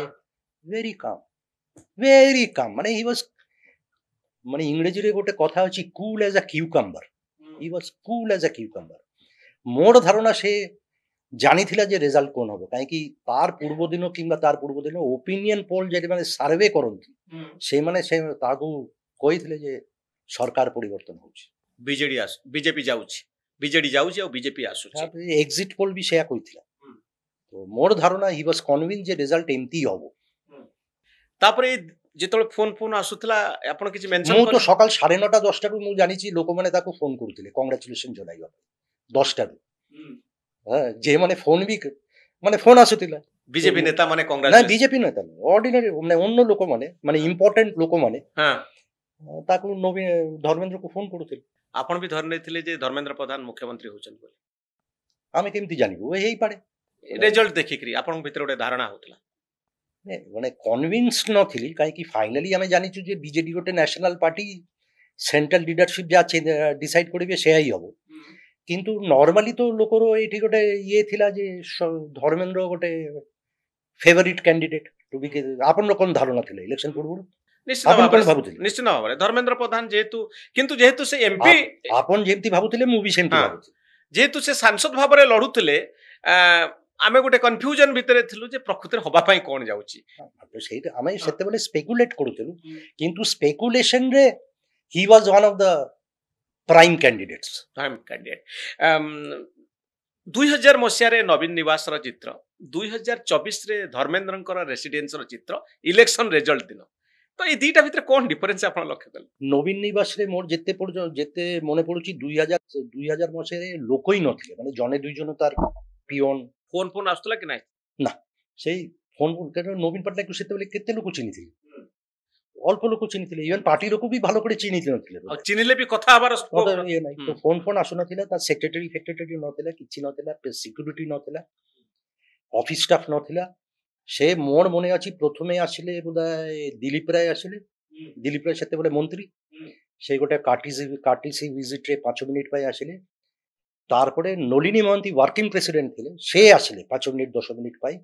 ଏବଂ ସେଇ ଟାଇମରେ ମାନେ ନବୀନ ପଟ୍ଟନାୟକ ବି ବହୁତ କାମ ଥିଲେ, ମାନେ ତାର ସେଇ ଉତ୍ତେଜନା ଏକ୍ସାଇଟମେଣ୍ଟ, ସେ ଯେ ମୁଖ୍ୟମନ୍ତ୍ରୀ ହେବେ କିଛି ଦେଖାଉନଥିଲେ, ଚୁପ୍। ମୁଁ ସେଇ ସାମ୍ବାଦିକ ନବୀନ ପଟ୍ଟନାୟକ। ତାରପରେ କିନ୍ତୁ ଦିଲ୍ଲୀପ ରାୟ ଆସିଲେ, ହ୍ୟାଣ୍ଡସେକ୍ ହେଲା, କଂଗ୍ରାଚୁଲେସନ ଜଣାଇଲେ, ପଳାଇଲେ। ଯେତେବେଳେ ନଳିନୀ ମହାନ୍ତି ଆସିଲେ ସେତେବେଳେ ମୋର ମନେ ଅଛି ଡିଷ୍ଟିଙ୍କ୍ଟଲି ଯେ ନବୀନ ପଟ୍ଟନାୟକ ଟିକେ କିଛି ସେକେଣ୍ଡ ପାଇଁ ଟିକେ ଇମୋସନାଲ ହେଇଯାଇଥିଲେ। ସେତେବେଳେ ରେଜଲ୍ଟ ଯେ ଟ୍ରେଣ୍ଡ ଆସୁଛି ଜଣା ପଡ଼ିଯାଉଥିଲା ଯେ ବିଜୁ ଜନତା ଦଳ ଗୋଟେ ପ୍ରବଳ ମେଜରିଟିରେ ଇଲେକ୍ସନ ଜିତିବାକୁ ଯାଉଛି। ନଳିନୀ ମହାନ୍ତି ଯଦି ଏଇ ଟାଇମରେ ଆସିକରି ତାକୁ କଂଗ୍ରାଚୁଲେସନ ଜଣାଇଲେ, ନବୀନ ପଟ୍ଟନାୟକର ଆଖିରେ ମୁଁ ଟିକେ ଲୁହ ବି ଦେଖିଛି, ମାନେ ଟିୟର୍ସ ଅଫ ଜୟ। এটা ନୁହଁ ଯେ ଟିୟର୍ସ ଡ୍ରପ୍ ହଉଛି, କିନ୍ତୁ ଆଖିଟା ଟିକେ ୱାଟରି ଖୁସିର ମୁଁ ସେଟା। But then that was a very transient, କିଛି ସେକେଣ୍ଡ ପାଇଁ। ତାରପରେ ଏଗେନ୍ ହି ୱାଜ ନର୍ମାଲ। ତାରପରେ ଚାଲ ଖାଇବାକୁ ଯିବୁ, ଖାଇଲୁ। ତ କିନ୍ତୁ ଆପଣ ଗୋଟିଏ ଜିନିଷ ଦି ଜଣ ନେତାଙ୍କ ଭିତରେ କମନ ଦେଖିଲେ, ଦି ଜଣ ଯାକ ଶାନ୍ତ ଥିଲେ। ମୋର ଧାରଣା ଏବେ ମୋର ଇଏ ହେଇଛି ଯେ if you have to be that level ନେତା, you have to be in control of your emotions। ଏମାନଙ୍କର ଗୋଟେ ବୋଧେ ଟ୍ରେନିଂ ଥାଏ ଯେ ଆମେ କାମ ରହିବୁ, ଯାହା ବି ହବ। ବଡ ନେତା ହବାର ଗୋଟିଏ ଭଲ ଲକ୍ଷଣ, ଶାନ୍ତ ରହିବା ଦରକାର। ଶାନ୍ତ ରହିବା, ଅଶାନ୍ତ ହେଇଗଲେ ପରେ ଆପଣ ଡିସିସନ ଭୁଲ। ଆପଣ ଧର୍ମେନ୍ଦ୍ର ବାବୁଙ୍କ ସମ୍ପର୍କରେ ସେ ପୂର୍ବ ବହିରେ ରିଭାଇଜ୍ଡ ଏଡିସନରେ କ'ଣ ଲେଖିଛନ୍ତି ମୁଁ ତ ପଢିନି, ପୂର୍ବ ବହିରେ ଲେଖିଥିଲେ ନବୀନ ବାବୁ ଗୋଟେ କମେଣ୍ଟ ଦେଇଛନ୍ତି ଧର୍ମେନ୍ଦ୍ର ବାବୁଙ୍କ। ସେଇଠୁ ବହିଟା ଆରମ୍ଭ ହଉଛି, ଏଇ ବହିଟା ରିଭାଇଜ ଭର୍ସନ। ଓ I have a problem, I have a problem। Dharmendra ବାବୁଙ୍କ ସହିତ କ'ଣ ପ୍ରୋବ୍ଲେମ ଥିଲା ନବୀନ ବାବୁଙ୍କର? ନବୀନ ପଟ୍ଟନାୟକ ସେଟା କହିବେ ନା। ଆପଣ କ'ଣ କେସ୍ କରୁଥିଲେ? ନା 2000 ମସିହାରେ ନାଇଁ, ମୁଁ ଏଇଟା ଏଇ ଇଏରେ ଲିଖିଥିଲି ଯେ ନବୀନ ବାବୁର ଯେ ସିକ୍ରେଟ ଅଫ ସକ୍ସେସ୍, ତାର ବହୁତ ଗୁଡାଏ କାରଣ ଅଛି। ମାନେ I can think of 25 reasons ଯେ ୱାଇ ନବୀନ ପଟ୍ଟନାୟକ ଇଜ ନବୀନ ପଟ୍ଟନାୟକ ଏତେ ସକ୍ସେସଫୁଲ ପଲିଟିସିଆନ ହେଇଛନ୍ତି। ତାର ଭିତରେ ଗୋଟେ ଥିଓରି ହଉଛି ଯେ ତାର gut feeling, instinct is very strong। সেই দৃষ্টিରୁ ମୁଁ ଲିଖିଥିଲି ଯେ ଓ ଆଇ ହାଭ୍ ଅ ପ୍ରୋବ୍ଲେମ। ଘଟଣା କ'ଣ, 2000 ମସିହାରେ ସେଇ ଦିନ ଯେଦିନ ଇଲେକ୍ସନ ରେଜଲ୍ଟ ବାହାରୁଥିଲା, ଦିନ ସାରା ଆମେ ନବୀନ ନିବାସରେ ରହିଲୁ। ଇଭିନିଂରେ ଯେତେବେଳେ ସେ ବାହାରିଲେ, ତା ସେକ୍ରେଟାରୀ ନାହିଁ, ସିକ୍ୟୁରିଟି ନାହିଁ, କିଛି ନାହିଁ। ଗୋଟେ ଭଡ଼ା ଗାଡ଼ିରେ, ଟ୍ୟାକ୍ସିରେ, ଡ୍ରାଇଭର ସାମ୍ନା ସିଟ୍ରେ ନବୀନ ବାବୁ, ପଛ ସିଟ୍ରେ ମୁଁ। ଆମେ ଏଇ ଷ୍ଟୁଡିଓରୁ ସେଇ ଷ୍ଟୁଡିଓରୁ ଯାଉଛି। ଆଚ୍ଛା, ନବୀନ ପଟ୍ଟନାୟକ ପାଖରେ ମୋବାଇଲ ସେ ଧରୁନଥିଲେ, ମୋର ପାଖରେ ମୋବାଇଲ। ସେତେବେଳେ ଇଭିଏମ୍ ନଥିଲା, କାଉଣ୍ଟିଂ ଚାଲୁଥିଲା। ଆମେ ଟ୍ରେନ୍ ଜାଣିଥିଲୁ, କିନ୍ତୁ କିଛି କିଛି ସିଟ୍ର ଫାଇନାଲ ରେଜଲ୍ଟ ଆସୁଥିଲା ରାତି 7ଟା 8ଟା। ତ ଯେ ସବୁ ସିଟ୍ର ରେଜଲ୍ଟ ମୋର ସାଙ୍ଗମାନେ ମୋତେ ଫୋନ କରିକି ଜଣାଉଛି, ମୁଁ ସେଟା ରିଲେ କରୁଥିଲି ନବୀନ ବାବୁକୁ। ଆଉ ନବୀନ ପଟ୍ଟନାୟକ ଶୁଣୁଥିଲେ, କୋରାପୁଟରେ ଏଇ ଜିତିଲେ, ସେଇଠି ସେ ହାରିଲେ, ତାର কোনো ରିଆକ୍ସନ ନଥିଲା, ଶୁଣୁଥିଲେ। ତାରପରେ ପାଲହାରର ରେଜଲ୍ଟ ଆସିଲା, ସେତେବେଳେ ସେଟା ଧର୍ମେନ୍ଦ୍ରର ପ୍ରଥମ ଇଲେକ୍ସନ। ফার্স্ট টাইম যদি জিতিব ফার্স্ট টাইম এমএলএ ମୁଁ କହିଲି ସାର୍ ପାଲହାରରେ ଧର୍ମେନ୍ଦ୍ର ପ୍ରଧାନ ଜିତୁଛି ଇନଷ୍ଟାଣ୍ଟ ନବୀନ ବାବୁ turned back and said, oh, I have a problem. That again was for a few seconds. তারপরে পুনি চুপ I have a problem. তো এই প্রবলেম এটা মোর কাନରେ বাজুଛି ଏବେ ବି ଯେ ଗୋଟେ ନୂଆ ଏମଏଲଏ ଯାହାର কোনো ଓଡ଼ିଶାରେ କିଛି ନାହିଁ ସେତେବେଳେ সেটা শুনিକିରି ସେ ରିଆକ୍ଟ କଲା ତାର ମାନେ ସେଟା ହଉଛି ମୁଁ ଯେ ମୋର ଥିଓରି ତାର ଇନଷ୍ଟିଙ୍କ୍ଟସ ଆର୍ ଭେରି ଷ୍ଟ୍ରଙ୍ଗ 2000 ମସିହାରେ ତାର ଗୋଟେ ଇନଷ୍ଟିଙ୍କ୍ଟ କାମ କରୁଛି ଯେ ଏ ଲୋକଟା ପଡେଇ ଯାଇକିରି ମୋର ପାଇଁ ଗୋଟେ ପ୍ରୋବ୍ଲେମ ହବ ଇଏ ରାଇଭାଲ ହେଇ ବାହାରୁଛନ୍ତି ତ ଏଇ 2024 ରେ ତାର ପ୍ରୋବ୍ଲେମଟା ପ୍ରମାଣ ହେଇଗଲା ତ ଗୋଟେ ବଡ ପ୍ରୋବ୍ଲେମ ଥିଲା ଧର୍ମେନ୍ଦ୍ର ଆପଣ ପାଣ୍ଡିଆନଙ୍କ ସମ୍ପର୍କରେ ଲେଖିଛନ୍ତି এই ପାଣ୍ଡିଆନଙ୍କ ବହୁତ ଇଣ୍ଟରେଷ୍ଟିଂ କ୍ୟାରେକ୍ଟର ଇତିହାସ ବହୁ ବାଟରେ ମନେ ରଖିବ ବିକେ ପାଣ୍ଡିଆନ ସୋ ମୁଁ ଦେଖେ ବହୁତ ଭିଡିଓରେ ଆପଣ ପାଣ୍ଡିଆନ ବାବୁଙ୍କ କଥା ବି କହନ୍ତି ପାଣ୍ଡିଆନ ପଜଲ ବୋଲି ସେ 2024 ଦି ପାଣ୍ଡିଆନ ପଜଲ କଣ ପାଣ୍ଡିଆନ ପଜଲ ବୋଲି ଆପଣ ଭାବୁଛନ୍ତି ପାଣ୍ଡିଆନଙ୍କର ଦ୍ୱନ୍ଦ୍ୱ କଣ ପଜଲ କଣ ପାଣ୍ଡିଆନର ଆସିବା ଆବିର୍ଭାବ ତାର ଦବଦବା এটা তো আপনার মিস্ট্রি বলে কিছু লাগুনি কি এটা তো মিস্ট্রি ଏବେ ବି ମିଷ୍ଟ୍ରି ରହସ୍ୟ ଆପଣ ପାଇଁ ସେଟା ମିଷ୍ଟ୍ରି ନୁହଁ ନିଶ୍ଚିତ ସେଟା ହଉଛି ପାଜଲ ହଁ ତ ପାଣ୍ଡିଆନ ସମ୍ପର୍କରେ କଣ ସବୁ ଇଣ୍ଟରେଷ୍ଟିଂ ଫ୍ୟାକ୍ଟ ଆପଣ ମେନସନ କରିଛନ୍ତି in fact one of the biggest chapter ଏଇ ନୂଆ ସଂସ୍କରଣରେ ହଉଛି ପାଣ୍ଡିଆନ ପାଜଲ ଗୋଟେ ବଡ ଚାପ୍ଟର ଏବଂ 2024 ଇଲେକ୍ସନଟା ଯେତେବେଳେ ଇତିହାସ ଲେଖା ହବ ସେତେବେଳେ কোন কারণবশত সব মেমোরেবল হব 2024 because of Pandian entire 2023 right up to 2024 election Pandian phenomenon সেটা ঠিক হোক ভুল হোক but he was a phenomenon তো সেটাକୁ ମୁଁ ଡିମିଷ୍ଟିଫାଇ କରିବାକୁ ଟ୍ରାଇ କରୁଛି ଅଣ୍ଡରଷ୍ଟାଣ୍ଡ କରିବାକୁ ଟ୍ରାଇ କରୁଛି ଯେ ହେଲା କ'ଣ ତ ଏତେ ବିଶ୍ୱାସ କାହିଁକି କଲେ ନବୀନ ବାବୁ ଏବେ କଥା ହଉଛି ଯେ ପାଣ୍ଡିଆନ ବାବୁ ଆସିଲେ କେମିତି ମୋର ଜାଣିବାରେ ଓଡ଼ିଶାରେ 2000 ହାରାହାରି ପାଖାପାଖି 200 IAS ଅଫିସର୍ସ ଅଛନ୍ତି ବୁଝୁଛନ୍ତି তো এই আইএস অফিসার নূয়া আইএস অফিসার আসନ୍ତି তারপরে চাকরি করନ୍ତି সিনিয়র হନ୍ତି চিফ সেক্রেটারি হନ୍ତି রিটায়ার করে যাନ୍ତି তারপরে ভ্যানিশ পান্ডিয়ান বাবু হଉଛି একমাত্র এক্সেপশন এতে পাওয়ারফুল কোন আইএস অফিসার ওড়িশাରେ ହେଇଛି କି ସର୍ଭିଂ ଆଇଏସ୍ ଅଫିସର ହେଇନି ତ ମୋର ଗୋଟେ ଜାଣିବାର ଇଏ ଥିଲା କୌତୁହଳ ଥିଲା ଯେ ସେ ଆସିଲା କେମିତି ତାକୁ ଚୟନଟା କେ କରିଲେ somebody or the other would have selected Pandya ସେଟା କେ କଣ সেই সব ভিতরে তো কেমতি সিলেকশন হলে পান্ডিয়ান বাবু থার্ড ফ্লোর কো আসলে তো জানে পাওয়ারফুল সিনিয়র আইএস ଥିଲେ সেই মানে সে very strongly connected with third floor সে এই চয়ন পছরে ଥିଲେ ତାଙ୍କ ନାଁ ଲେଖିଛନ୍ତି ଆପଣ ନା ଦେଇନି କାହିଁକି ସେ ଲୋକ ମତେ ମାନା କରିଛି ଯେ କାହିଁ ନାଁଟା ଦେବ କିନ୍ତୁ ମୁଁ ଗଲାକାଲି ତାକୁ କହୁଥିଲି ଏବଂ ସେ ବି he agrees now we are friends also যে আমি মানে ইন লাইটার ওয়ে আমি কহু যে you are the biggest villain of Odisha because if ତମେ ଯଦି ସିଲେକ୍ଟ ନା କରିଥାନ୍ତୁ ତାହେଲେ ପାଣ୍ଡିଆନ ଫେନୋମେନନ୍ ଆରମ୍ଭ ହେଇ ନଥାନ୍ତା ତ ମୁଁ ଗେସ୍ କରିବି କି ଯଦି ଆପଣ କହିବେ ମୁଁ ଗେସ୍ କରିବି Balakrishna Balakrishnan was a very close friend of mine but ବାଲକୃଷ୍ଣନ୍ର ସେଇ ଷ୍ଟାଚର ସେତେବେଳେ ନଥିଲା and Balkrishan was not that close to Naveen Patnaik at that point of time ମୁଁ ବାଲକୃଷ୍ଣଙ୍କୁ ଭଲ ଭାବରେ ଚିହ୍ନିଛି ବ୍ୟକ୍ତିଗତ ମାନେ ଫ୍ରେଣ୍ଡ ଜଣେ ବ୍ୟୁରୋକ୍ରାଟ ତାଙ୍କୁ ଆଣିଥିଲେ ଥାର୍ଡ ଫ୍ଲୋର ଏବଂ ପାଣ୍ଡିଆନ ଆକ୍ଚୁଆଲି ସେଟା ହଉଛି interesting Pandian was not the number 1 choice Pandian ସେଇ ଲୋକର ନମ୍ବର 3 ଚଏସ୍ ନବୀନ ବାବୁଙ୍କର 3 ନମ୍ବର ଚଏସ୍ ଥିଲେ ନଟ୍ ନବୀନ ବାବୁ ସେଇ ବ୍ୟୁରୋକ୍ରାଟଙ୍କର ଯେ ରେକମେଣ୍ଡ କରିବେ ମାନେ ଭଲ କି ଯଦି ପ୍ୟାରୀ ବାବୁଙ୍କ ପରେ କିଏ ସେ ଏଷ୍ଟାବ୍ଲିଶମେଣ୍ଟ କୁ ସମ୍ଭାଳିବେ ରାଇଟ ପ୍ୟାରୀ ବାବୁ ଟାଇମରେ ବି ହଉଥିଲା କାହିଁ ପ୍ୟାରୀ ବାବୁ ଆଡମିନିଷ୍ଟ୍ରେସନ ବାହାରେ ଥିଲେ থার্ড ফ্লোর সম্ভালিবে তো নাম্বার 1 চয়েস ଥିଲେ ଆଉ ଜଣେ ସେ ମାନା କରିଦେଲେ ନମ୍ବର 2 ଚଏସ୍ ବି ସେ ଆସିଲେ କିନ୍ତୁ ଅଳ୍ପ ଦିନ ରହିଲେ ତାର ଭଲ ଲାଗିଲାନି ସେ ପଳାଇଲା ନମ୍ବର 3 ହେଲେ ନମ୍ବର 3 ପାଣ୍ଡିଆନ ଆସିଲା ଦେନ୍ ହିଷ୍ଟ୍ରି ବିଗିନ୍ସ ଇତିହାସ ସେଇଠୁ ଆରମ୍ଭ ହେଲା ତ ଆଉ କଣ ଇଣ୍ଟରେଷ୍ଟିଂ କଥା ଆପଣ ପାଣ୍ଡିଆନଙ୍କ ସମ୍ପର୍କ ଲେଖିଛନ୍ତି ଏ ବହିରେ ଗୋଟେ ହଉଛି ମୋର ମନେ ପଡୁଛି ବହୁତ ଗୁଡାଏ ଅଛି ଏବଂ ସବୁ କିଛି ମୁଁ କହିଦେବାକୁ ଚାହୁଁନି କାହିଁ ମୁଁ ଚାହୁଁଛି ମୋର ପବ୍ଲିଶର ଚାହିଁବେ ମୁଁ ଏତେ ପରିଶ୍ରମ କରିଛି ଯେ ବହିଟା ଲୋକ କିଣିବେ ଲୋକ ପଢନ୍ତୁ ତଥାପି ଟିକେ ଟିକେ ଆପଣ ହିଣ୍ଟସ୍ ଦିଅନ୍ତୁ ଟିକେ ଗୋଟେ ଛୋଟିଆ ଇଏ ଦଉଛି ଯେ ଆମେ ଯେମିତି କଥା ହଉଥିଲୁ କି ସ୍ପେକୁଲେଟ କରୁଥିଲେ ଏମିତି କାହିଁ କେମିତି ହେଲା ନବୀନ ବାବୁ କେମିତି ଏଟା ଆଲାଉ କରୁଛନ୍ତି ସବୁ କିଛି ଦେଇଦେଲେ ତ तो आमर जेमती चिंता दुश्चिंता जहाँ भी हो कहतु नवीन बाबूर भौणी गीता मेहता भी चिंतित थे एवं से बोधहय 2022 मासरे चलीगले देहांत है तार पूर्व से देह खराब थिला से हॉस्पिटल दिल्ली रे तो किछि लोक सीनियर लोक माने उड़ीसा रु जने दुई जन जाइकरी ताको भेटिचंती हॉस्पिटल रे तो गीता मेहता तार देहांत आगुरु कहिचंती I hope this man is not misleading my brother मु आशा करूची जे ए लोक मोर भाई को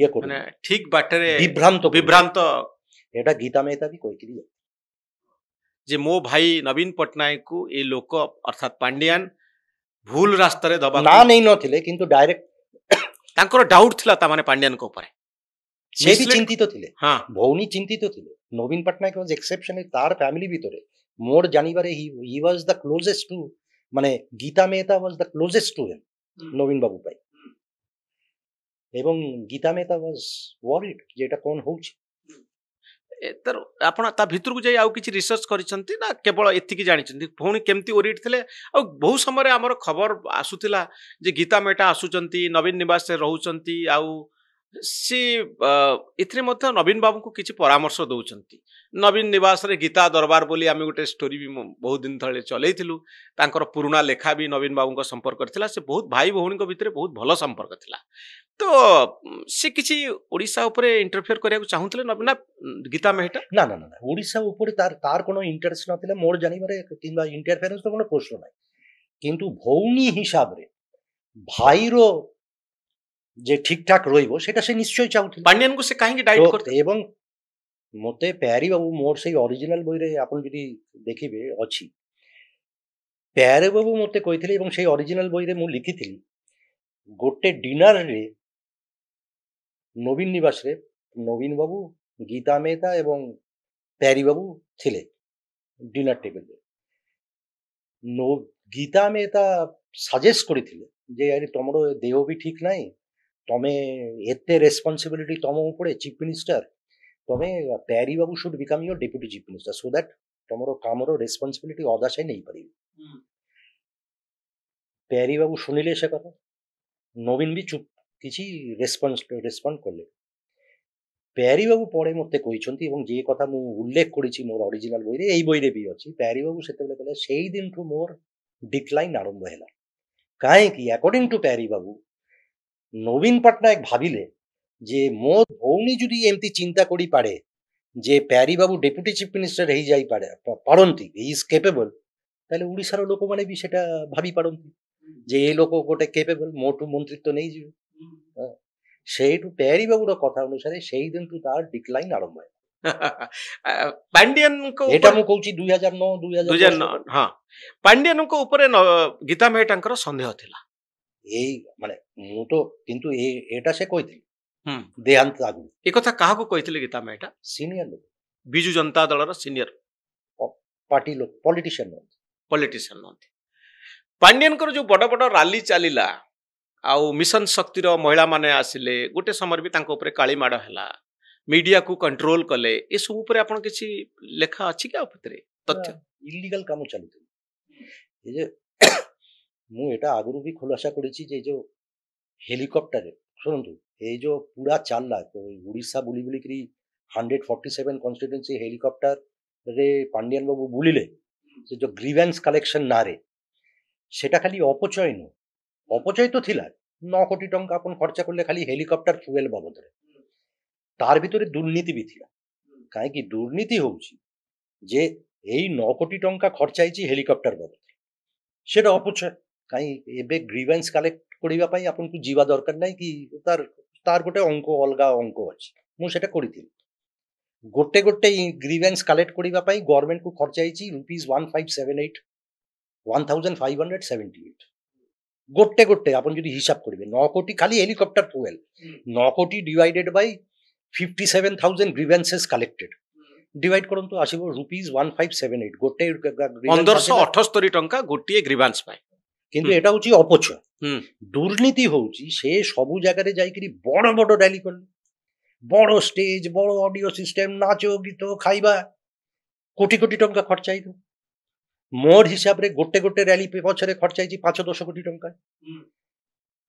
ପ୍ରଶ୍ନ ହଉଛି ଦୁର୍ନୀତିର ପ୍ରଶ୍ନଟା ହଉଛି ଯେ ଖର୍ଚ୍ଚଟା କିଏ କରିଲା। ହେଲିକପ୍ଟର ବାବଦରେ ଅପଚୟ ହେଇଛି କିନ୍ତୁ ଏଇ ଖର୍ଚ୍ଚଟା ଗଭର୍ଣ୍ଣମେଣ୍ଟ କରୁଛି, ଏଇଟା ଗଭର୍ଣ୍ଣମେଣ୍ଟ ବାଜେଟରୁ ଯାଇଛି ଟଙ୍କାଟା 9 କୋଟି ଟଙ୍କା।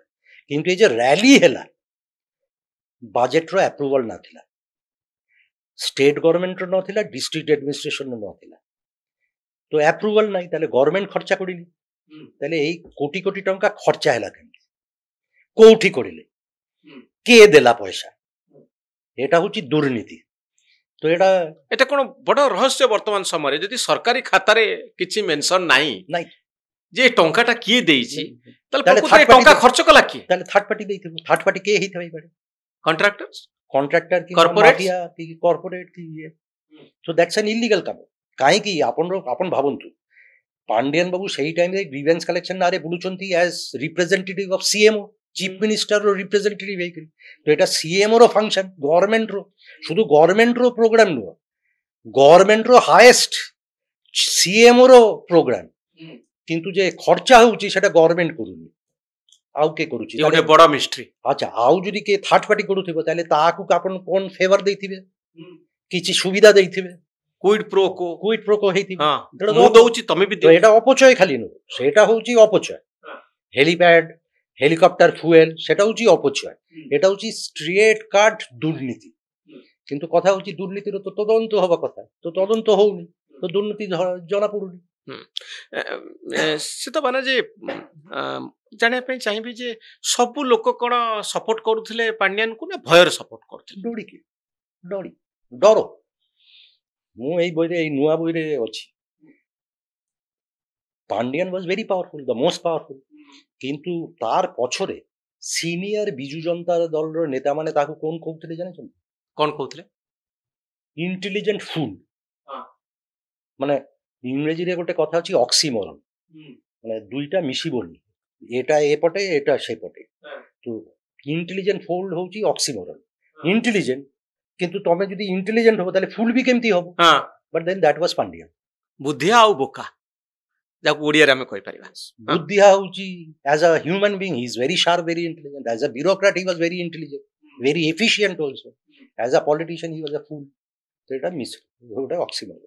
অক্সিমোরন। and এটা বিজু জনতা দଳର ଲୋକ ନେତାମାନେ ତାକୁ ତାର ପଛରେ କହୁଛନ୍ତି। ହଁ, କିନ୍ତୁ ପାଣ୍ଡିଆନ ନେତା ବନିବାକୁ କାହିଁକି ଚାହିଁଲେ? ଯେ ମୂଳ କ୍ୱେଶ୍ଚିନ୍ ଗୋଟେ ସୀତ ବାନାର୍ଜୀ, ମୁଁ ଜାଣିନି ବହିରେ ଆପଣ ମେନସନ କରିଛନ୍ତି କି ନାହିଁ, ଜଣେ ବ୍ୟୁରୋକ୍ରାଟ ନେତା ବନିବା ପାଇଁ କାହିଁକି ଚାହିଁଲେ? ତାଙ୍କୁ ନବୀନ ବାବୁ କହିଲେ ନା ସେ ନିଜେ ଭଲ୍ୟୁଣ୍ଟିୟର କଲେ? ମୁଁ ଆମ୍ବିସନ, ଗ୍ରିଡ। ମନୁଷ୍ୟର ହ୍ୟୁମାନ ଗୋଟେ ଇମୋସନ ହଉଛି ଗ୍ରିଡ। ଗ୍ରିଡ, ଆରେ ମୋର ଚାଲିଛି ଚାଲିବ। ତାରପରେ ତାକୁ ନବୀନ ପଟ୍ଟନାୟକକୁ ଯେମିତି ଗୋଟେ କୋଟାରୀ ସାଇକୋମେନ୍ସି ଥାଏ, ଯେତେ କ୍ଷମତା କେନ୍ଦ୍ରରେ ଗୋଟେ କୋଟାରୀ ହେଇଯାଏ, ତ ପାଣ୍ଡିଆନ ବାବୁ ଗୋଟେ କୋଟାରୀ ଥିଲେ। ତ ଏମାନେ ଯାଇକରି ତାକୁ କହିଥିଲେ ସାର୍ ୟୁ ଆର୍ ହ୍ୟୁଜଲି ପପୁଲାର, ମାନେ ପୁରା ଓଡ଼ିଶାବାସୀ କଣ ତାର ପାଇଁ ଅପେକ୍ଷା କରୁଛନ୍ତି ତାକୁ ଭୋଟ ଦେଇକରି ମୁଖ୍ୟମନ୍ତ୍ରୀ ବନାଇବା। and he really believed it। ଯେ ତାର ଯେ ଏଇ ଇଲେକ୍ସନ ଟାଇମରେ ଆମେ କହୁଥିଲୁ, ମୁଁ ତ ଆଉ ଇଲେକ୍ସନ ସର୍ଭେ ଫାର୍ଭେ କରୁନଥିଲି, ଆମ ପାଖରେ ସେଇ ଇଏ ନାହିଁ, ଇନଫ୍ରାଷ୍ଟ୍ରକ୍ଚର ନାହିଁ, ଲଜିଷ୍ଟିକ୍ସ ନାହିଁ, ମୁଁ ସେଫୋଲୋଜିଷ୍ଟ ବି ନୁହଁ। କିନ୍ତୁ ମୁଁ ବି ଯାହା ବି ଟିକେ ଆନିକଡୋଟାଲ ବୁଲାବୁଲି କରିକି ଓଡ଼ିଶାରେ ମୋତେ ଆନିକଡୋଟାଲ ଏଭିଡେନ୍ସ ମିଳୁଥିଲା, ମୁଁ ଓପେନଲି କହୁଥିଲି ଟେଲିଭିଜନ ଚ୍ୟାନେଲରେ ନିର୍ବାଚନ ପୂର୍ବରୁ ଯେ ଏ ସରକାର ବୋଧେ ଯିବ, ବହୁତ ପରିମାଣରେ ଖସିବ ବିଜୁ ଜନତା ଦଳ, କହୁଥିଲି। କିନ୍ତୁ ଟିଲ୍ ଦ ଲାଷ୍ଟ ପାଣ୍ଡିଆନ ବାବୁ ପାଖରେ ଇନଫର୍ମେସନ ଥିଲା ସେମାନେ ଜିତୁଛନ୍ତି। ଇନଫର୍ମେସନ କି ସର୍ଭେ ଏଜେନ୍ସି ମାନେ ଦଉଥିଲେ, ସର୍ଭେ ଏଜେନ୍ସି ମାନେ ଦଉଥିଲେ, ଯୋଉମାନେ ଟଙ୍କା ନେଉଥିଲେ ଆଉ ତାଙ୍କ ସପୋର୍ଟ, ସେମାନେ ଦେ ହାଭ୍ ଟେକେନ୍ ଦେମ୍ ଫର ଅ ରାଇଟ୍। ପଇସା ନେଇକିରି ସେଇ ଯାହା ଶୁଣିବାକୁ ମିଛ ସର୍ଭେ ରିପୋର୍ଟ ଦଉଥିଲେ। ଆଉ ଏଇଟା କନଫର୍ମେସନ ବାୟସ, ମାନେ ଆମେ ଜିତିବୁ ଏଭଳି ଗୋଟେ ଭୁଲ ଧାରଣା ତିଆରି କରିବା ପାଇଁ ସର୍ଭେ ଏଜେନ୍ସି ମାନେ ଏବଂ ପାଖ ଲୋକମାନେ ତିଆରି କଲେ ଯେ ହଁ ଆମେ ଜିତୁଛୁ ଆଉ ଆମକୁ ହାରିବାର କୌଣସି। ଜଣେ ଆଇପିଏସ୍ ଅଫିସର ଥିଲେ ଥାର୍ଡ ଫ୍ଲୋରରେ, ସେ ବି ତାକୁ ଦେଖଉଥିଲେ ତାର ସର୍ଭେ, ଇଣ୍ଟେଲିଜେନ୍ସ ସର୍ଭେ, ଯେ 120 ତଳରୁ ଆମେ ଖସୁନୁ। ଆଉ ଜଣେ ଅଫିସର ଥିଲେ ଥାର୍ଡ ଫ୍ଲୋରରେ, ସେ ବାହାରକୁ ଆସିଥିଲେ, ଅନା ହେଇଥିଲା, ହି ୱାଜ ଡ୍ରାଫ୍ଟେଡ୍।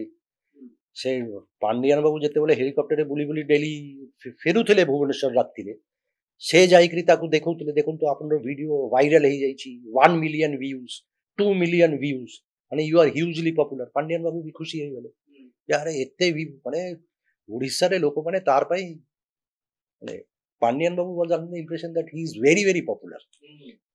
ରିଏଲ କ'ଣ ହଉଛି ତାର କିଛି କିନ୍ତୁ ଏଟା ପଇସା ଖର୍ଚ୍ଚ କରି ମ୍ୟାନୁଫ୍ୟାକ୍ଚର୍ଡ ପପୁଲାରିଟି ବୋଲି କେହି ଜାଣିପାରୁନଥିଲେ ଯେ ସୋସିଆଲ ମିଡ଼ିଆରେ କ୍ୟାମ୍ପେନ୍ କରାହେଉଛି ଏବଂ ପୁଳେ ଲୋକଙ୍କୁ ବୋକା ମାନେ ଜବରଦସ୍ତି କୁହାଯାଇଛି ଯେ ତମେ ପାଣ୍ଡିଆନ ବାବୁଙ୍କୁ ମାନିନ ଏବଂ ଏହାରି ଭିତରୁ ଗୋଟେ ଇମ୍ପ୍ରେସନ୍ କ୍ରିଏଟ୍ ହେଉଛି ତ ଯେଉଁଟାକି ରିଅଲ ଇମ୍ପ୍ରେସନ୍ ନୁହଁ ଏକଥା ବୁଝିବା ପାଇଁ ବହୁତ ସମୟ ଲାଗିଲା। ତ ମୁଁ ସୀତ ବାନାର୍ଜୀ ଆପଣଙ୍କଠାରୁ ଜାଣିବା ପାଇଁ ଚାହିଁବି ଯେ ନବୀନ ବାବୁ କେମିତି ଆପ୍ରିସିଏଟ୍ କରୁଥିଲେ ଯେ ସିଏ ତ ତାଙ୍କ ଜୀବନରେ ଯେଉଁମାନେ ରାଇଭାଲ ହେଲେ ସେମାନଙ୍କୁ ପଛକୁ ପକାଇ ଦେଉଥିଲେ ତାଙ୍କ କ୍ୟାରିୟର ନଷ୍ଟ ହୋଇଯାଇଛି। ନଳିନ ମହାନ୍ତିଙ୍କ କଥା କୁହନ୍ତୁ, ପରବର୍ତ୍ତୀ ସମୟରେ ପ୍ୟାରୀବାବୁଙ୍କ କଥା କୁହନ୍ତୁ, ଯିଏ ମୁଣ୍ଡ ଟେକୁଥିଲା ସେ ତାକୁ ବିଦା କରିଦେଉଥିଲେ ରାସ୍ତାରୁ, ବୈଜୟନ୍ତ ପଣ୍ଡାଙ୍କ କଥା କୁହନ୍ତୁ। କିନ୍ତୁ ପାଣ୍ଡିଆନ ବାବୁଙ୍କୁ ଏତେ ଏମ୍ପାୱାର କରିବାର କାରଣ କ'ଣ, ଏତେ ଉପରକୁ ଉଠେଇବାର କାରଣ କ'ଣ? ଶୁଣନ୍ତୁ, ନବୀନ ପଟ୍ଟନାୟକର କ୍ୟାରେକ୍ଟର ଚରିତ୍ର ଆପଣ ଯଦି ଷ୍ଟଡି କରିବେ ସବୁ ଟାଇମରେ ସେ ରାଜ୍ୟ ଚଲାଇବା ପାଇଁ ସେ କାହାର ଉପରେ ଡିପେଣ୍ଡ କରୁଥିଲେ। ପ୍ରଥମ 10-12 ବର୍ଷ ଡିପେଣ୍ଡ କଲେ ପ୍ୟାରୀବାବୁ ଉପରେ, ତାପରେ ଯେତେବେଳେ ତା ଥ୍ରେଟ୍ ହେଲା ତାକୁ କାଢ଼ିଦେଲେ। ଠିକ ଅଛି।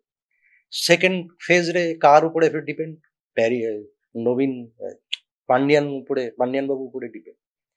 ଆମକୁ ଏଇଟା ବି ମାନିବା ପଡ଼ିବ ଯେ ନବୀନ ବାବୁର ବୟସ ହେଇଯାଇଛି and if you are single ଆପଣର you are alone then you have many other reasons to be dependent on someone.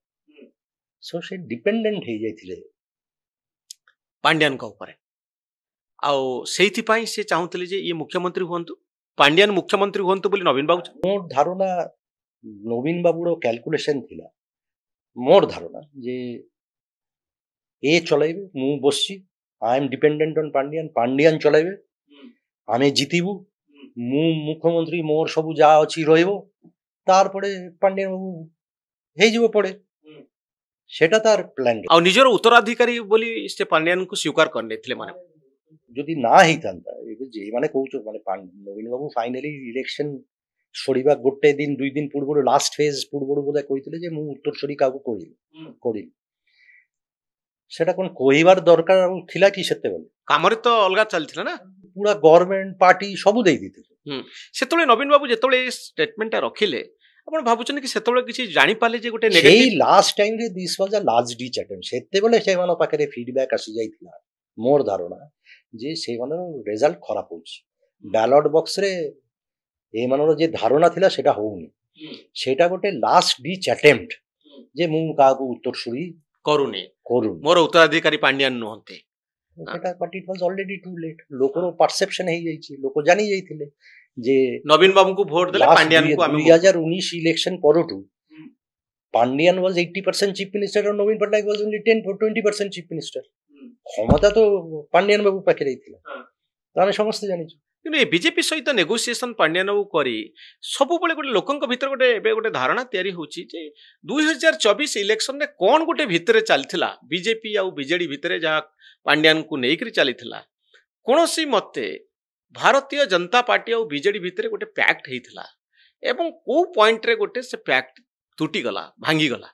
ତ ଆପଣଙ୍କର ଅନୁମାନ କ'ଣ ଯେ ପ୍ରକୃତରେ ସେମିତି କିଛି ଭିତରିଆ ନେଗୋସିଏସନ ଚାଲିଥିଲା କି ଯୋଉଟା ମଝି ବାଟରେ, ମନେ କରନ୍ତୁ ଆସେମ୍ବଲି ସିଟ୍ ଗୁଡାକ ବିଜୁ ଜନତା ଦଳ ସପକ୍ଷରେ ଯିବ ଏବଂ ଏମ୍ପି ସିଟ୍ ଗୁଡାକ ଭାରତୀୟ ଜନତା ପାର୍ଟି ପକ୍ଷରେ ଯିବ, ଏମିତି କିଛି ଗୋଟେ ଭିତରି ନେଗୋସିଏସନ ଥିଲା, ଅଣ୍ଡରଷ୍ଟାଣ୍ଡିଂ ହେଇଥିଲା। ଏବଂ ଏଇ ଅଣ୍ଡରଷ୍ଟାଣ୍ଡିଂଟା ପ୍ରପୋଜ କରିଥିଲେ ବିଜୁ ଜନତା ଦଳ, ଏବଂ ବିଜୁ ଜନତା ଦଳର ଏଇ ପ୍ରପୋଜ କରିବାର ମୂଳ କାରଣ ଥିଲା ପାଣ୍ଡିଆନ ବାବୁ। ପାଣ୍ଡିଆନ ବାବୁର ଗୋଟେ ନିଜର ସକ୍ସେସନ, ଇଲେକ୍ସନ ପରେ କିଛି ଦିନ ପାଇଁ ନବୀନ ବାବୁ, ତାରପରେ ମୁଁ, ଏସବୁ ପ୍ଲାନ୍ ଥିଲା। କିନ୍ତୁ ପାଣ୍ଡିଆନ ବାବୁର ସକ୍ସେସନ ସୁବିଧା ହେଇଥାନ୍ତା ଯଦି ପ୍ରିନ୍ସିପାଲ ଅପୋଜିସନ ପାର୍ଟି ଓଡ଼ିଶାରେ ସେତେବେଳେ ବିଜେପି, ଭାରତୀୟ ଜନତା ପାର୍ଟି, ସେଇ ଯଦି ଆମ ସାଙ୍ଗରେ ଥିବ ତାହେଲେ ମୋର ବିରୁଦ୍ଧରେ ଅପୋଜିସନ ଆଉ ନାହିଁ, ମାନେ ମୁଁ ବାହାର ଲୋକ, ଓଡ଼ିଆ, ଅସ୍ମିତା ଏସବୁ କିଛି ରହିବନି। ତ ନଭେମ୍ବର 2023ରୁ ପ୍ରଥମ ବିଜୁ ଜନତା ଦଳ ତରଫରୁ ଏଇ ପ୍ରପୋଜାଲଟା ନରେନ୍ଦ୍ର ମୋଦି ଆଉ ଅମିତ ଶାହକୁ ଦିଆଯାଇଥିଲା ଯେ ଆମେ ମିଶିକିରି ରାଜ କରିବୁ, ମିଶିକିରି ଇଏ କରିବା। ଏବଂ ଏଇ କଥାଟା ମୁଁ যেটা କହୁଛି ସେଟା ରାଜଦୀପ ସାରଦେଶାଇ ତାର ନୂଆ ବହିରେ ଲିଖିଛନ୍ତି, ଇଲେକ୍ସନ୍ସ 2024 ଦ ଇଲେକ୍ସନ ଦ୍ୟାଟ୍ ସରପ୍ରାଇଜ୍ଡ ମି। ଏବଂ ନରେନ୍ଦ୍ର ମୋଦି ରାଜି ବି ହେଇଯାଇଥିଲେ, କାହିଁକି ସେମାନଙ୍କର ଗୋଟେ ଥିଲା ଯେ ଆମର ଓଡ଼ିଶାରେ ନବୀନ Patnaik is still very popular, ଆମର ଏତେ ଚାନ୍ସ ନାହିଁ। ତ ସେମାନେ କହିଲେ ଠିକ ଅଛି ଆମେ ମିଶିକିରି ରହିବୁ, ତାହେଲେ ସେଇ ବିଜେଡିର ସପୋର୍ଟଟା ଦରକାର ପାର୍ଲାମେଣ୍ଟରେ। ଏବଂ ଗୋଟେ ଅଣ୍ଡରଷ୍ଟାଣ୍ଡିଂ ଚାଲୁଥିଲା 5 ବର୍ଷ 10 ବର୍ଷ। ତାପରେ ମୋଦି ଯେତେବେଳେ ମୁଁ ଗୋଟେ ଜାଗାରେ କହିଥିଲି ଯେ ଗଲା ବର୍ଷ 2024 ଏଇ ବର୍ଷ ବିଜୁ ପଟ୍ଟନାୟକ ଜନ୍ମଦିନରେ ମୋଦି ଆସିଥିଲେ, ଗୋଟେ ରାଲିଟା ହେଇଥିଲା ଚଣ୍ଡିଖୋଲରେ। ସେ ଯିବା ଟାଇମରେ ରାଲି ନବୀନ ବାବୁ ବି ଥିଲେ। ସେ ମୋଦି କହିକିରି ଯାଇଥିଲେ ନବୀନ ବାବୁକୁ, सोचिए मत, जल्दी कर दूंगा ଯେ ଆଲାଏନ୍ସ ହବ, ମେଣ୍ଟ ହବ। ଏବଂ ମେଣ୍ଟ ସେତେ ପର୍ଯ୍ୟନ୍ତ ହଉଥିଲା, it was a done deal ଯେ ଆମେ ମିଳିମିଶିକିରି କରିବୁ। କିନ୍ତୁ ଅନ୍ୟମାନେ ମାନେ ଆମର ରାଜ୍ୟ ସ୍ତରରେ ଯେ ନେତାମାନେ ଥିଲେ ଏମାନେ ଯାଇକିରି ଦିଲ୍ଲୀରେ ପ୍ରବଳ ଏଇ ମେଣ୍ଟ ପଛରେ ଗୋଟେ ଦିଲ୍ଲୀରେ ବି ଗୋଟେ ବଡ ଷ୍ଟ୍ରଙ୍ଗ ଲବି କାମ କରୁଥିଲା ଯେ ମେଣ୍ଟଟା ହଉ। ଏମିତି ଲୋକ ଅଛନ୍ତି 3-4 ଜଣ ଯେମାନେ ଚାହୁଥିଲେ ଯେ ଏଇ ମେଣ୍ଟଟା ଥାଉ, ତାହେଲେ ଆରେଞ୍ଜମେଣ୍ଟଟା ଚାଲୁ। କୋଉମାନେ ଚାହୁଥିଲେ ଆପଣ ଲେଖିଛନ୍ତି ବହିରେ? ନା ଏଇ ମେଣ୍ଟ ଏତେ ନାଫା ମୁଁ ଦଉନି, କାହିଁକି ଏଇଟା ପ୍ରମାଣ କରିବେ କେମିତି? ମୁଁ ଆଜି ଲିଖିଦେବି, କାଲି କହିବେ ନା ମୁଁ ତ ନଥିଲି। କିନ୍ତୁ ଆମେ ଜାଣିଛୁ, ଆମେ ତ ପଲିଟିକାଲ। ଦିଲ୍ଲୀରେ ଗୋଟେ ଲବି ଚାଲିଥିଲା ଯେ ବିଜେଡି ବିଜେପି ଭିତରେ ମେଣ୍ଟ, ସେ ଲବି ଏବେ ବି ଅଛି, ସକ୍ରିୟ ଅଛି, ଦେନ୍ ଦେ ଆର୍ ଭେରି ପାୱାରଫୁଲ ଲବି। କିନ୍ତୁ ତାରପରେ ଏଇଠିକାର ଲୋକମାନେ ଯାଇକିରି ତାରପରେ ଆଚ୍ଛା ବିଜେପି ଷ୍ଟେଟ୍ ପାର୍ଟି ବି ପାଣ୍ଡିଆନ ସିଷ୍ଟମ ଯେମିତି ସର୍ଭେ କରୁଥିଲେ, ଇଲେକ୍ସନ 3 ମାସ 4 ମାସ ପୂର୍ବରୁ ବିଜେପିରେ ଗୋଟେ ସର୍ଭେ ଚାଲୁଥିଲା, ଇଣ୍ଟରନାଲ ସର୍ଭେରେ ଆସୁଥିଲା ଯେ ବିଜେପିର ବହୁତ ଇମ୍ପ୍ରୁଭମେଣ୍ଟ ହବ। ସେତେବେଳେ ଏପ୍ରିଲ, ମୁଁ କହୁଛି ଏପ୍ରିଲ ମନ୍ଥ ଅଫ ଏପ୍ରିଲ, ସେତେବେଳେ ସର୍ଭେ ରିପୋର୍ଟ କହୁନଥିଲା ଯେ ବିଜେପି କ୍ଷମତାକୁ ପଳେଇ ଆସିବ, ସେଟା କହୁନଥିଲା। କିନ୍ତୁ ସର୍ଭେ ରିପୋର୍ଟ ଏନାଫ ଇଣ୍ଡିକେସନ ଦଉଥିଲା ଯେ ଇମ୍ପ୍ରୁଭମେଣ୍ଟ ହଉଛି, ଯେ ପ୍ରବଳ ଇମ୍ପ୍ରୁଭମେଣ୍ଟ ହବାର ସମ୍ଭାବନା ଦେଖାଯାଉଛି। ତ ଏମାନେ ଯାଇକିରି ଅମିତ ଶାହକୁ ଯେ ରିପୋର୍ଟ ଦେଖେଇକିରି ଯେ ସାର୍ ଆମେ କାହିଁ, ଆମର ତ ନିଜର ସମ୍ଭାବନା ଭଲ, ଆଉ ଏଇଟା ଯେତେ ଦିନ ଆଗକୁ ଇଲେକ୍ସନ ଆସିବ ଆମର ବଢି ଯିବ। They finally manage to impress Amit Shah ଯେ ମେଣ୍ଟ କରିବା ଉଚିତ। ତ ଲାଷ୍ଟ ମୋମେଣ୍ଟରେ ଅମିତ ଶାହ ଯାଇକିରି ମୋଦିକୁ ଫାଇନାଲି କନଭିନ୍ସ କରେଇଲେ ଯେ ଆମେ ମେଣ୍ଟ କରିବୁ। ସେଇଠି ମେଣ୍ଟ କଥାଟା ଭାଙ୍ଗିଗଲା ଏବଂ ପାଣ୍ଡିଆନର ଷ୍ଟ୍ରାଟେଜି ଫେଲ୍ ମାରିଲା। ଯଦି ମେଣ୍ଟ ହେଇଥାନ୍ତା ତାହେଲେ ନବୀନ ବାବୁ ଚିଫ ମିନିଷ୍ଟର ହେଇଥାନ୍ତା, ହয়তো ବିଜେପିର କିଏ ଗୋଟେ ଡେପୁଟି ଚିଫ ମିନିଷ୍ଟର ହେଇଥାନ୍ତା ଏବଂ ପାଣ୍ଡିଆନି କଣ୍ଟ୍ରୋଲ କରିଥାନ୍ତା। ଏବଂ ତାରପରେ 6 ମାସ ବର୍ଷେ ପରେ কোন ଗୋଟେ ହେଇଥାନ୍ତା, ସକ୍ସେସନ କିଛି ହେଇଥାନ୍ତା। ପାଣ୍ଡିଆନ କାହିଁକି ଚାହୁଁଥିଲେ ମେଣ୍ଟ କରିବା ପାଇଁ? କାରଣ ସେ ତ କନଭିନ୍ସ ଥିଲେ ଯେ ବିଜୁ ଜନତା ଦଳ ଜିତୁଛି ବୋଲି। ନା କିନ୍ତୁ ପାଣ୍ଡିଆନ ଯେତେବେଳେ ଫୋର ଫ୍ରଣ୍ଟକୁ ଆସିବ କିମ୍ବା ସେ କଣ୍ଟ୍ରୋଲ କରିବ ପୁরো ପାୱାର ଷ୍ଟ୍ରକ୍ଚର, ତାର ଏଗେନ୍ଷ୍ଟରେ ଗୋଟେ ବ୍ୟାକଲାଶ ବି ହବ। ଏଇଟା ଆମେ ସମସ୍ତେ ଜାଣିଥିଲୁ। ବାହାର ଲୋକ ନେତା ଇମ୍ପୋଜଡ ହେଇଛି, ସେ କଣ ଇଲେକ୍ଟେଡ ଲୋକ କି? ଓଡ଼ିଶାବାସୀ ତାକୁ ଭୋଟ ଦେଇନଥିଲେ କି ବିଜୁ ଜନତା ଦଳ ଲୋକମାନେ ବି ଭୋଟ ଦେଇକିରି ତାକୁ, ପାର୍ଟି ରେଫରେଣ୍ଡମ ହେଇନଥିଲା ଯେ ନବୀନ ପଟ୍ଟନାୟକ ପରେ ବିଜୁ ଜନତା ଦଳର ସବୁଠୁ ବଡ ନେତା ପାଣ୍ଡିଆନ ହେଇନଥିଲା, ତ ତାକୁ ଇମ୍ପୋଜ କରାଯାଇଛି। ହି ଇଜ ଆନ୍ intelligent man. See, 50% of him is very intelligent. ମୁଁ କହିଲି ଇଣ୍ଟେଲିଜେଣ୍ଟ ଫୁଲ। ସେ ଜାଣିଛି ଯେ ଏମିତି ଗୋଟେ ବ୍ୟାକଲାଶଟା ଆସିବ। ଏଇଟା ଓଡ଼ିଆ ଅସ୍ମିତା, ଓଡ଼ିଆ ସ୍ୱାଭିମାନ, ବାହାର ଲୋକ ଏସବୁ ଇସ୍ୟୁ ହବ। ସେଇ ଇସ୍ୟୁଟାକୁ କିଏ ଉଠେଇବେ? ବିଜେପି ଉଠେଇବ। Principal opposition. ଆଉ କଂଗ୍ରେସର ତ ଏବେ ଏତେ ରିସୋର୍ସ ନାହିଁ କି ମେକାନିଜମ ନାହିଁ, ତେଣୁ ବିଜେପିକୁ ସାଙ୍ଗରେ ନେଲେ ବିଜେପିକୁ ସାଇଲେଣ୍ଟ କରିଦେବା। କାହିଁକି ସେଇ ମେଣ୍ଟୋ ଚର୍ଚ୍ଚା ଟାଇମରେ ମୁଁ ଭେରି କ୍ଲୋଜଲି ଫଲୋ କରୁଥିଲି ଯେ କଣ ଚାଲୁଛି, ଆଜି ହଉଛି କାଲି ହଉନି, କାଲି ହଉଛି। ତାରପରେ ଯେତେବେଳେ ଫାଇନାଲ ଆନାଉନ୍ସମେଣ୍ଟ ହେଲା ଯେ ମେଣ୍ଟ ହଉନି, ଆପଣ ଯଦି ମୋ ଟ୍ୱିଟରରେ ଯିବେ, ପ୍ରାୟ ଫାଇନାଲ যেদিন মনমোহন সামল এইটি আনাউন্সমেন্ট করলা তার 5-6 দিন পূর্বରୁ মোর পাখু মোর সোর্স ফোন করে কিলা যে মেন্টো হউনি, কিন্তু আনাউন্সমেন্ট 7 দিন পরে হব। ମୁଁ ସେଇଦିନ ଗୋଟେ ଟ୍ୱିଟ୍ କରିଥିଲି, ଅଛି একলা চলরে। ମୁଁ କାହାର ନାଁ ଦେଇନଥିଲି, କିଛି ଦେଇନଥିଲି, ଖାଲି ଟ୍ୱିଟ୍ କରିଥିଲି একলা চলরে। ତାର ଅର୍ଥ ହଉଛି ମେଣ୍ଟ ହଉନି, we will go it alone। ତାର ମାନେ ମେଣ୍ଟ ହଉନି। ଯେ ବୁଝିବାର ବୁଝିଲେ, କିଛି ଲୋକ କହିଲେ ଏଇଟା କଣ ସଡନଲି କାହିଁ একলা চলরে, ମୁଁ ଚୁପ, କିଛି କହିଲିନି।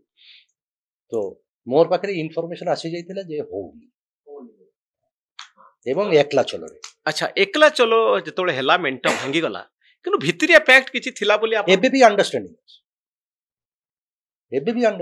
ବିଜେପି ଭଲ ସୁସମ୍ପର୍କ ଅଛି। ଦିଲ୍ଲୀ ଲବି ଏବେ ବି ସକ୍ରିୟ ପାଣ୍ଡିଆନଙ୍କର। ନା ମୁଁ କାହାର ଲବି ସକ୍ରିୟ, ଲବି ସକ୍ରିୟ ଅଛି ସେଇଥିପାଇଁ ବିଜୁ ଜନତା ଦଳର ନେତାମାନଙ୍କର ପାଣ୍ଡିଆନଙ୍କର ବା ଅନ୍ୟ କୌଣସି ଅଫିସର ବା ଯେଉଁମାନେ ଦାୟିତ୍ୱରେ ଥିଲେ ସେମାନଙ୍କର ଦୁର୍ନୀତି ସମ୍ପର୍କରେ ଯେତେ ଅଭିଯୋଗ ହେଲେ ବି ତଦନ୍ତ ହଉନି। ଏବେ ସୁଦ୍ଧା ତ ହେଇନି, ଏବେ ସୁଦ୍ଧା ତ ହେଇନି। ଆଜି ତ ସକାଳେ ମୁଁ ଗୋଟେ ଆଉ ଗୋଟେ କନଫରେନ୍ସରେ ଥିଲି, କନକ୍ଲେଭରେ ଥିଲି। ମୁଁ ତ ସେଠି ମୋର କହିବାର ଥିଲା କରପ୍ସନ ଉପରେ। ମୁଁ କହିଲି ଓଡ଼ିଶାରେ ତ ଗଲା 5 ବର୍ଷରେ କରପ୍ସନ ହେଇନି, କାହିଁକି কোনো তদন্ত ହେଇନି। ନୂଆ ସରକାର ଆସିକିରି ତଦନ୍ତ କରିନାହାନ୍ତି। ଆଉ ଯଦି ତଦନ୍ତ ନା କରିବେ ତାর অর্থ কোন করপশন ହେଇନି। তার মানে ওড়িশারে গলা 5 ବର୍ଷ ମୁଁ କହିଲି যে কোনো দুর্নীতি ହେଇନି। Of course I said that sarcastically. তদন্ত যদি নূয়া সরকার না করিবে তার অর্থ কোন ଦୁର୍ନୀତି ହେଇନି। দুর্নীতি ହେଇନି। সব চাঙ্গা সি ঠিক চালিছে। ତ ଏବେ ବି ଦିଲ୍ଲୀ ଲବି ବିଜୁ ଜନତା ଦଳର ଷ୍ଟ୍ରଙ୍ଗ ଅଛି ଆଉ ମଝିରେ ମଝିରେ ଭିତିରିଆ ଗୋପନ ସମ୍ପର୍କ ଅଛି, সুসম্পর্ক। ସୁସମ୍ପର୍କ ଅଛି। ତେଣୁ ଆପଣ ଆଗାମୀ ଦିନରେ ଶ୍ରୀତ ବାନାର୍ଜୀ କ'ଣ ଦେଖୁଛନ୍ତି ଯେ ପାଣ୍ଡିଆନ ରାଜନୀତିରୁ ସନ୍ନ୍ୟାସ ନେଇଗଲେ ନା, ଆପଣଙ୍କ ସନ୍ନ୍ୟାସ- এইটা আপন ସେ ନିଜେ କହିଲେ যে ଯା। সন্ন্যাস নেইছি কেবে কইছি ସେ ନିଜେ କହିଛନ୍ତି, ସେ ନିଜେ କହିଛନ୍ତି ଭିଡିଓରେ। ଏଇଟା ଦିସ୍ ଇଜ ମିସ୍ ରିପ୍ରେଜେଣ୍ଟେସନ। ଆପଣ ସେ କହିଛନ୍ତି I have withdrawn, I am withdrawing from active politics. ସେ କହିନି ଯେ I am quitting active politics. Quit ଯଦି କହିଥାନ୍ତା ଯେ ଆଇ ଏମ୍ লিভিং ତାହେଲେ ସନ୍ନ୍ୟାସ ହେଇଥାନ୍ତା। হি ଇଜ ଓନ୍ଲି ୱିଥଡ୍ରନ୍। ୱିଥଡ୍ରନ୍ ଆଉ କୁଇଟିଂ ଭିତରେ ଆକାଶ ପାତାଳ ଫରକ। ସେ ସନ୍ନ୍ୟାସ ନେଇଥାନ୍ତେ। ମୁଁ ସତ୍ୟ ଯେତେବେଳେ ଶୁଣେ ଯେ ସେ ସନ୍ନ୍ୟାସ ନେଇଗଲେ, ସନ୍ନ୍ୟାସୀ ପାଣ୍ଡିଆନ, ସେ ସନ୍ନ୍ୟାସ ନେଇନାହାନ୍ତି। He is only taken a break, withdraw. ସେ କ'ଣ କହିଛି ଯେ ମୁଁ ରିଟାୟାର କରିଲି? କହିନାହାନ୍ତି। ୱିଥଡ୍ର। ତ ଆପଣ ଭାବୁଛନ୍ତି ସେ ପୁଣି ଆକ୍ଟିଭ ହେବାର ନାଇଁ, ସେ ଏବେ ଫ୍ରଣ୍ଟ ଫୁଟରେ ଆକ୍ଟିଭ ହେବେ ନା ଫ୍ରଣ୍ଟ ରୁମ୍ରେ ଆକ୍ଟିଭ ହେବେ ନା ବ୍ୟାକ୍ ରୁମ୍ରେ ଆକ୍ଟିଭ ହେବେ? ସେ ତ କହିଛନ୍ତି ଯେ ଖାଲି ମୁଁ ଆକ୍ଟିଭ ପଲିଟିକ୍ସରୁ ୱିଥଡ୍ର କରୁଛି। ସେ କ'ଣ କହିଛନ୍ତି ଯେ ମୁଁ ବ୍ୟାକ୍ ରୁମ୍ ପଲିଟିକ୍ସରୁ ୱିଥଡ୍ର କରୁଛି? କହିନାହାନ୍ତି। ଆଉ କହିନାହାନ୍ତି ଯେ ମୁଁ ପଲିଟିକ୍ସରୁ ସନ୍ନ୍ୟାସ ନେଉଛି? କହିନାହାନ୍ତି। ତାହେଲେ ଏବେ ତାର ଅସୁବିଧା କ'ଣ ଅଛି? ସେ ଯଦି ବ୍ୟାକ୍ ରୁମ୍ରେ ଆକ୍ଟିଭ ରହିବେ। ସେ କହିଛନ୍ତି ମୁଁ ଆକ୍ଟିଭ ପଲିଟିକ୍ସରୁ ୱିଥଡ୍ର କରୁଛି। ତ ଆପଣ କ'ଣ ଦେଖୁଛନ୍ତି, ଫୋର୍ସି କରୁଛନ୍ତି ପୁଣି ସେ ସକ୍ରିୟ ହେବାର ଯଥେଷ୍ଟ ସମ୍ଭାବନା ଅଛି ପାଣ୍ଡିଆନ? ମୋର ଧାରଣା ସେ ଏବେ ବି ସକ୍ରିୟ ଅଛନ୍ତି। ଆଉ ଫ୍ରଣ୍ଟ ଫ୍ରୁଟକୁ ଆସିବେ ସେ? ମୁଁ ଜାଣିନି, ସେଟା ଟିକେ ଡିଫିକଲ୍ଟ ହବ। ଫ୍ରଣ୍ଟ ଫୁଟରେ ଆସିବା ଡିଫିକଲ୍ଟ ହବ। ତ ବିଜୁ ଜନତା ଦଳ ଭାଙ୍ଗିଯିବ ବୋଲି ବହୁତ ଜୋରରେ ଚର୍ଚ୍ଚା ହଉଛି, ଆପଣଙ୍କର ମତ କ'ଣ? এই যে রিসেন্টলি চর্চা হଉଥିଲା, ମୁଁ ମୋର ପ୍ରୋଗ୍ରାମରେ ଭିଡ଼ିଓ ୟୁଟ୍ୟୁବ ପ୍ରୋଗ୍ରାମ ମୁଁ ରୁବେନ କହୁଛିରେ ରିସେଣ୍ଟଲି ଗୋଟେ କରିଥିଲି ଯେ ମଝିରେ ଚାଲୁଥିଲା ଯେ ପ୍ରସନ୍ନ ପାଟ୍ଟଶାଣୀ ଏହା କହିଦେଲା, ଅମର ଶତପଥୀ ଏହା କହିଦେଲା ବିଜେଡି ଏବେ ଭାଙ୍ଗିଯିବ। ଏବେ ଭାଙ୍ଗିବାର কোনো ମୁଁ ତ ସମ୍ଭାବନା ଦେଖୁନି। ପଲିଟିକ୍ସରେ ବହୁତ କିଛି ହେଇପାରେ ଏବଂ ମୁଁ ତ କନଭିନ୍ସିଂଲି ମାନେ 100% ସିଓର ହେଇକିରି କହିପାରିବିନି, କିନ୍ତୁ ଏବେ ନାହିଁ। କାହିଁକି ଭାଙ୍ଗିଲେ ଏପଟେ ଲାଭ କ'ଣ ହବ? ଯେଉଁମାନେ ଭାଙ୍ଗିକିରି ଯିବେ ସେମାନେ କୁଆଡ଼େ ଯିବେ? ସେମାନଙ୍କର ଲାଭ କ'ଣ ହବ? ଏବେ ଇମିଡିଏଟ ଲାଭର ଗେନ୍ର କିଛି ନାହିଁ। ମୋର ଧାରଣା ବିଜେଡି ଭାଙ୍ଗିବ। ପ୍ରଶ୍ନ ହେଉଛି କେବେ ଭାଙ୍ଗିବ? ଗୋଟେ ଅପରଚ୍ୟୁନିଟି ଟାଇମ୍ ହବ ପଞ୍ଚାୟତ ଇଲେକ୍ସନ ପୂର୍ବରୁ। 2027ରେ ଓଡ଼ିଶାରେ ପଞ୍ଚାୟତ ଇଲେକ୍ସନ। ସେଇ ଟାଇମରେ ଯଦି ବିଜେଡି ଭାଙ୍ଗିବ ତାହେଲେ ବିଜେପିର କିଛି ଫାଇଦା ଅଛି। ବିଜେପି ତ ପାର୍ଟି ଭାଙ୍ଗିବା ପାଇଁ, ବିଜେଡିକୁ ଭାଙ୍ଗିବା ପାଇଁ ତାର ବେଷ୍ଟ ଟାଇମଟା ଦେଖିବେ ନା, ଯେ ଏବେ ଏଇ ଟାଇମରେ ଭାଙ୍ଗିଲେ ପରେ ଆମର ଫାଇଦା। ପାଣ୍ଡିଆନ କ'ଣ ରକ୍ଷା କରିପାରିବେନି ଯଦି ଭଲ ସୁସମ୍ପର୍କ ବିଜେପି ସାଙ୍ଗରେ ଅଛି?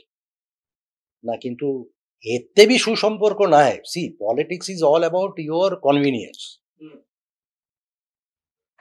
ତାର ସୁସମ୍ପର୍କ ଥିଲା, ଅଛି, କିନ୍ତୁ ତାର ଅର୍ଥ ଇଏ କ'ଣ ଯେ ସେ ବନ୍ଦ କରିପାରିଲେ କି? ଯେ ମୋଦି ଆସିକିରି ଯେତେବେଳେ କହିକିରି ଗଲେ ଯେ ଅଣ୍ଟା ଭାଙ୍ଗିଦେବୁ, ମେଣ୍ଟ ହବନି, ସେଟା କ'ଣ ସେ ଅଟକାଇ ପାରିଲେ କି? ପାରିଲେନି। ତ ଗୋଟେ ইনফ্লুয়েন্স ଅଛି, ତାର ଅର୍ଥ ଇୟା ନୁହଁ ଯେ ତାର ପ୍ରବଳ ମାନେ ସେ ପୁରା ଭେଟ କରିଦେବ, ସେଟା ବି ନୁହଁ।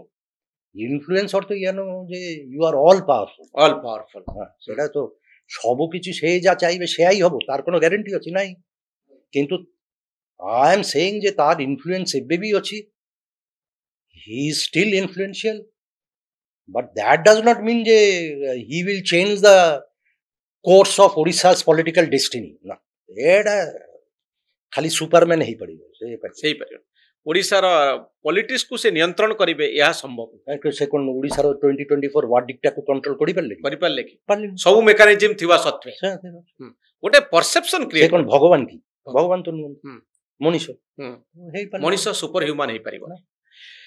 କାର୍ଯ୍ୟକ୍ରମର ଶେଷ ଭାଗରେ ଗୋଟେ ବ୍ୟୁରୋକ୍ରାସି ଉପରେ କ୍ୱେଶ୍ଚିନ୍ ପଚାରିବାକୁ ଚାହେଁ। ଏତେ ବଡ଼ ସିନିୟର ଅଫିସର ସବୁ ଥିଲେ ଯେଉଁମାନେ ଆପଣଙ୍କ ସହିତ ବହୁତ କଥା ହୁଅନ୍ତି, ସେମାନେ ଅବଜେକ୍ଟ କାହିଁ କଲେନି ପାଣ୍ଡିଆନଙ୍କୁ?